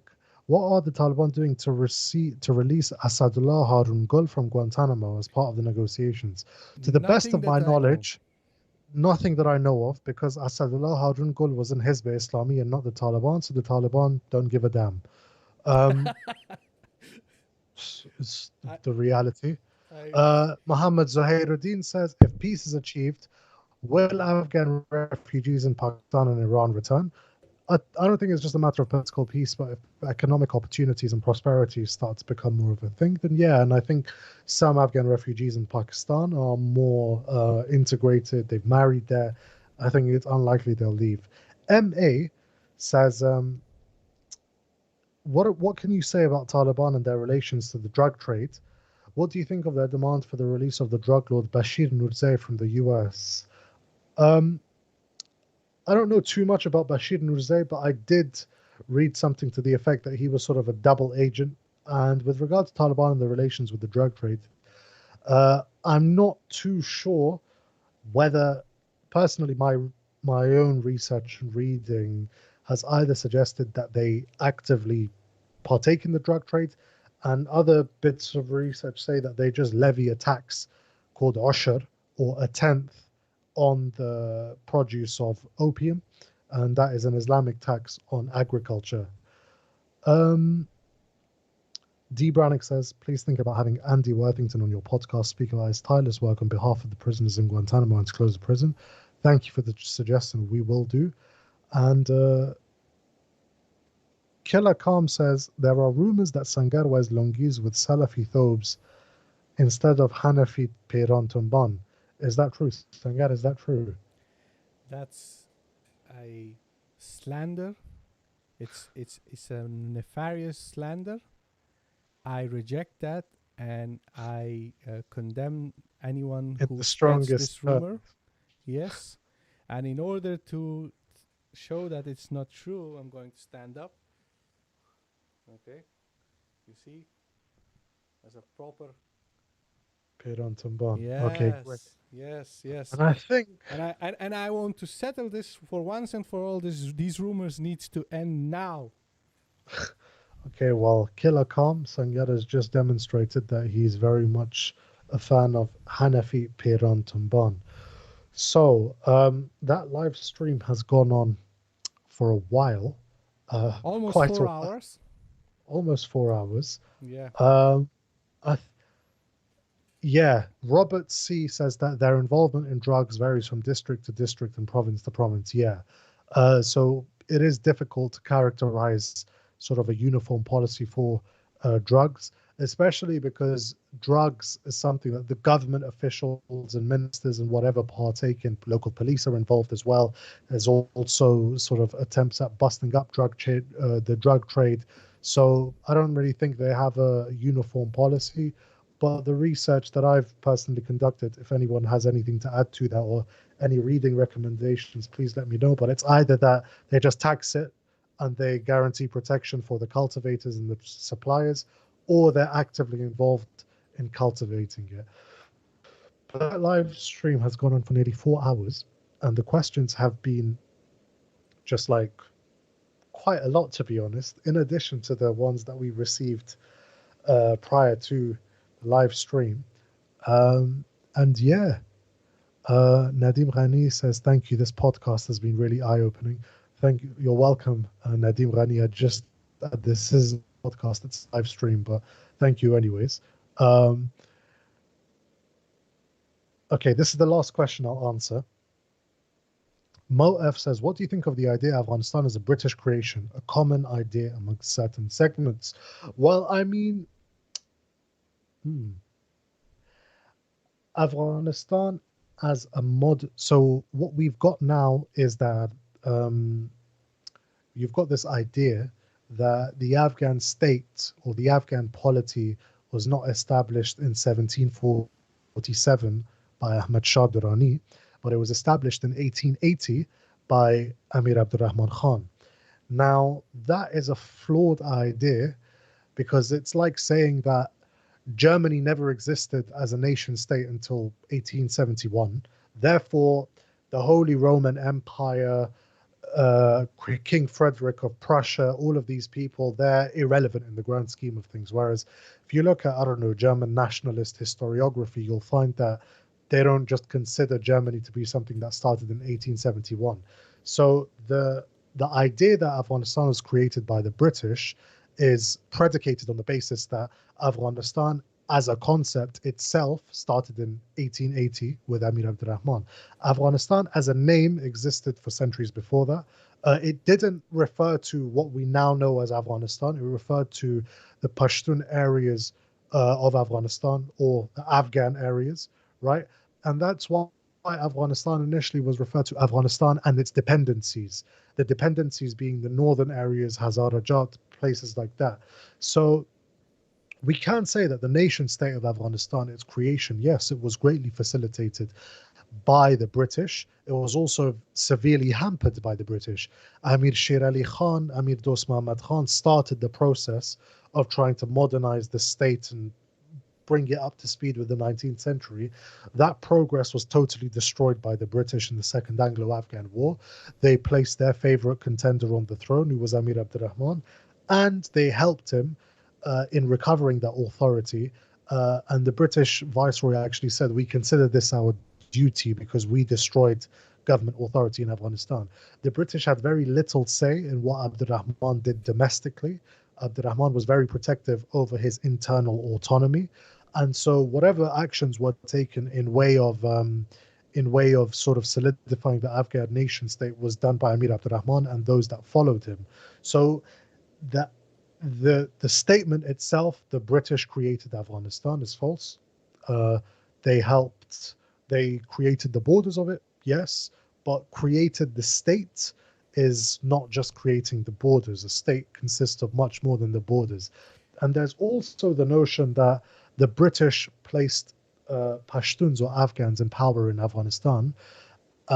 That's a really reductive way of looking at things because the British sort of placed who they wanted on the Afghan throne. And who they wanted were a selection of Barakzai Mahmadzai princes or Sardars. Okay? So those Sardars, because they were Barakzai and Mahmadzai, were obviously Pashtun. So it's not like the British came in and said, out of all of these ethnic groups, we want the Pashtuns in power because the Pashtuns were already the main contenders to the throne, and that was established before the British arrived on the horizon. Um, and that's what I'll say with regard to that. Sangar, did you have Yeah. anything? So, this whole notion of the British have created Afghanistan, the whole question uh, is informed by the idea that nation states must not have be created by outsiders or colonialists or whatever. That Mhm. it this question, with all due respect, I'm not implying anything, but this is a result of the modernist perspective on identity and nation states. Uh, the truth is that the world before colonialism, before the Enlightenment, uh, was very different. Cultures, languages, religions, people, different ethnic groups, they were not divided into nation states. Okay, the nation state by itself, based on one specific ethnic group, doesn't have any of its own merits and virtues. There is no reason for the nation state to exist and of itself. That's not necessary. It's a creation it's part of the modernity, and for that reason, multi-ethnic societies like Afghanistan, Pakistan, Iran, and all other Islamic countries, where you have different ethnic groups with different languages, varying culture, etc. This used to be the norm all around the world. Okay, the nation states, the emergence of the nation states has resulted in wars, oppression, extermination of different cultures and people, and we can never say that we need to have nation states because it's necessary. I think that we are way beyond that. You see that here in Europe, that they have created the European Union, and only the very reactionary and very people who tend towards primitive, they want to break away European Union, because these identities, these cultures and everything, the whole purpose of the state and the whole purpose of bureaucracy and administration and the security apparatus, on all those matters, we can have all sorts of ideas and beliefs, but we shouldn't believe in these matters as if they are, revelation from God. It's not the absolute truth. It's not something that needs to be there. We, as people from Afghanistan, but likewise, like in Bangladesh, in India, and all these other parts of the world, we have to accept that we have current nation states as a reality, but that reality has its cost, it has its problems, it has resulted to many tensions and hostilities, and we need to learn how we can live under current situation with these nation states without resulting into oppression and hostilities and conflict, constant conflict. Like, for instance, it doesn't really make much sense for India and Pakistan to be constantly at war with each other when there are more Muslims in India than in Pakistan, and they speak the same language, and there is a lot of cultural commonality between them. Both of them have a secular constitution. Both of them are ruled by British law. So it doesn't really make any sense, but still they have been at war with each other for pretty much last 70 years, and it's not logical. The same thing applies with all these other decades-long conflicts in other parts of the world after the end of the colonial era. The colonial era have resulted in all these nation states, and people are constantly at war with each other. Like in Syria and Turkey, you have all these Kurds who are separated in different nation states. It doesn't serve any interest other than weakening the local people, dividing local people, oppressing local people. That's the only purpose of these lines and borders. So we have to learn how to live with this current situation, and not make these borders and lines and these nation states with their myths and ideas about superiority of one ethnic group over the other. We shouldn't constantly perpetuate these ideas because nobody's benefiting from them in our region. Nobody's benefiting from them. They only result into more oppression, more conflict, and while the rest of the world is progressing, we're still involved in these petty fights. Should Afghanistan be Afghanistan? Shouldn't Afghanistan be something else? All of these things, Yeah, it doesn't make any sense. it doesn't know. So that was the question to Mo. That was the answer for Mo F. Was Afghanistan created by the British? Um, I much less so than other neighboring states. And now there are, okay, MA has said, great job on the work you do. I hope you gain more recognition. I think you should criticize other sides as much as the Kabul administration because people disregard Afghan, I assume you're Taliban sympathizers. Well, the thing is, MA, is that the way that I see things is that the Taliban are not a government formally. I mean, they obviously consider they're not a government that aspire to lofty ideals and base their international legitimacy and billions of dollars of aid on lofty ideals like the rule of law, human rights, and whatever. The Taliban, for whatever issues you may have with them, are very blunt. Um, and so that's, when they they don't sort of abide by the Geneva Convention of Human Rights or those sorts of things. And so it would not make as much sense for me to criticize them for not abiding by the Geneva Convention of Human Rights. Um, and there's also the fact that the Taliban, as we've demonstrated, we were asked about civilian casualties by the Taliban, have taken the lion's share of bad PR in the narrative presented by what I called the industry. And if we're trying to present a counter narrative, we need to understand that the Taliban are not the only party to the conflict in Afghanistan, and other parties to the conflict in Afghanistan have equally, if not more, reprehensible track records. And battling myself, this is the last question I'm going to ask. The Yeah, answer, because okay, we're Sangar? reaching 4 hours now. We We're will reaching stop 4 hours, exactly right? 4 hours. We're going to start. This is the last question I'm going to answer. Battling myself, salam. The only thing that the Taliban have lost their morality after the Doha agreement, as they aren't fighting foreign troops and fighting the Urdu. This wasn't as an argument raised to me, but the Urdu means the army. So there are 2 points that I want to address here. Yes, they have. But secondly, a lot of the people that are articulating this argument never actually approved of the Taliban fighting the Americans in the first place. And so, if you disagreed with the Taliban fighting the Americans and the American occupation, um, you have no leg to stand on in saying that before they were fighting Americans, now they're fighting Afghans. Yeah. Because the argument is, oh, at one point they were fighting the Americans and now they're killing Afghans. But even when they were fighting Americans, people like Rahmatullah Nabil, people like Atta Mohamed Noor were still opposed to the Taliban fighting the Americans. So the argument becomes moot. But in any case, I do agree that the Taliban have lost their legitimacy.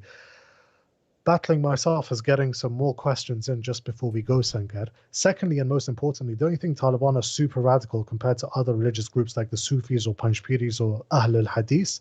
They don't consider them as Muslims and consider them as to be killed without any problems. As in Pakistan, they said if even 7 people said that someone is Ahl al-Hadith, um, okay, he's asking us to answer the latter one. The Taliban, according to many definitions, are actually Sufis, funnily enough, but that depends because the Orientalized sort of version of Sufi is sort of a cuddly guy with a mustache, really chubby, wearing a red hat, and spinning around and saying nice things about humanity. Taliban are not those kinds of Sufis. I wouldn't. The radical term. Okay, he's asking me to answer. They said if 7 people, if someone said Yeah, let someone me is Ahl al answer this one. Hadith. Okay, let me answer Yeah, this one. Yeah. go ahead. So there is prosecution of Ahlul Hadith or the Salafis or the Wahhabis. All these names refer to basically the same group, and they are being prosecuted in various parts of Afghanistan. This prosecution started persecuted. This persecution started under the Taliban regime in the 1990s because the Ahlul Hadith movement, who were also part of the Taliban, they were basically having their own madrasas and everything in Afghanistan, but they were teaching people that all these Taliban and everyone else, they're all deviants and misguided, and that they're not actually Sunnis, they are deviant sects, etc. So obviously the Taliban said, like, look, it's our government, we're ruling the system, and you're going around telling people that we are deviants and misguided. So obviously the Taliban, they said, you guys are no longer allowed to teach this stuff. And that has resulted to a lot of resentment amongst the Ahlul Hadith movement, because they say these Taliban, they are fascists, they're persecuting us, and they're not allowing us to freely operate and preach. But the same could be said about Saudi Arabia. Like in Saudi Arabia, books of Abu Hamid al-Ghazali are prohibited. Like many famous books of Abu Hamid al-Ghazali are not allowed to be sold in Saudi Arabia. And I'm not talking about Saudi Arabia of the last few years under Mohammed bin Salman, but in the last decades, they basically suppressed anything that wasn't Salafi, Hanbali. So if the Salafis would be in power anywhere, they would also do the same thing. Likewise, there are some groups of Taliban that they have basically even killed Salafis and Ahl Hadith for very simple, stupid things, like because they pray in a different way, like they raise their hands, etc. They have even killed people for that. That happens, yes, they've done that. And those things are basically part of the war in Afghanistan in the last 40 years. People have killed each other for various reasons. And I do think that it's a huge problem in Afghanistan. I do also think that a lot of tensions and hostilities in Afghanistan between different religious groups is very quickly escalated into violence, because there is generally a climate of violence and so in other parts of the world where there is no war, you have different sects, different religious movements, and there are not that many tensions. There is no violence. So I think that if there is no war in Afghanistan, probably the Taliban wouldn't even be so upset about Salafis preaching whatever they want. However, the last point I'm going to make, because we've reached 4 hours, one of the worst thing that the Salafi movement in Afghanistan has done in a couple of years is that a large group of these Salafis have joined Daesh in Afghanistan. This is sadly the truth. In Nangarhar, in Kunar, in most of these areas, many Salafis have sympathies towards Daesh. And this is the reason why not just Taliban, not just the government, but a lot of locals, a lot of people, they don't like Salafis anymore. As soon as people realize this guy is a Salafi, they don't want to even smile to you. They think you're the worst kind of person on earth. And I'm not going to say that the Salafism results to Daesh ideology. That's not true. However, the Salafis in Afghanistan need to own up and realize that their movement has been basically co-opted by Daesh, and they need to do something about it. And on that note, everyone, that was a very long live stream, much longer than I anticipated. And yeah, loads of questions asked. But that was our first live stream, and we're aiming to do more live streams. And in those live streams, not this long, not this long. This was a special. It's a special occasion. I just finished the whole tarmuz of chai. Okay. And so, damn, my voice needs to recover as well. Like I've already got a deep voice, and now it's just going to sound scary. But so this was our first live stream, and it was a celebratory live stream. It's gone on for 4 hours. We will, inshallah ta'ala, host more live streams, commenting sort of on local recent developments in Afghanistan, sort of commenting casually on those, taking some questions. Once the days and whatever are finalized, we're aiming to make it a routine thing. So please subscribe to our YouTube channel, follow us on Twitter, follow us on Facebook. Let us, and the live stream format will be in a much less formal, much more casual sort of format than the average podcast, in which we're actually trying to enlighten or to talk about very important issues. Please do watch out for the Duran Line article, which essentially I've completed. It will be published in the following days, inshallah ta'ala. Maybe we may even do a podcast on it. But in any case, yeah, thank you to Battling Myself, D. Brannick, Maywand A, Wardeg Media. MA, those are Moe MA. Yeah. Everyone. Thank you to everyone. And I can see that, just as we're bidding everyone farewell, people are leaving the live stream. You're free to leave. We're done with you. We're finished. We won't put you through anymore. No, I'm joking. Yeah. But yeah, thank you very much, guys. Keep updated. It's really a pleasure and an honor to be here sitting, speaking to everyone, speaking about the things we love. Thank you. Compliment on your pakol there, Sangar. Yes. I didn't wear a pakol for very obvious reasons. I'll let everyone. Fakhrizada said 3 times that your hair looks great. Oh. Hamza. Yes. Hamza Fakhrizada. Okay, thank you, Fakhrizada Saib. And yeah, I guess that compensates for it. Next podcast, he's going to discuss what kind of products he uses for his hair. But yeah, anyways, thank you very much, guys. Now I'm just waffling. Wassalamu alaikum wa rahmatullah. Welcome to the Afghan Eye YouTube channel. If this is your first visit, make sure to subscribe and press the notification bell so that you won't miss any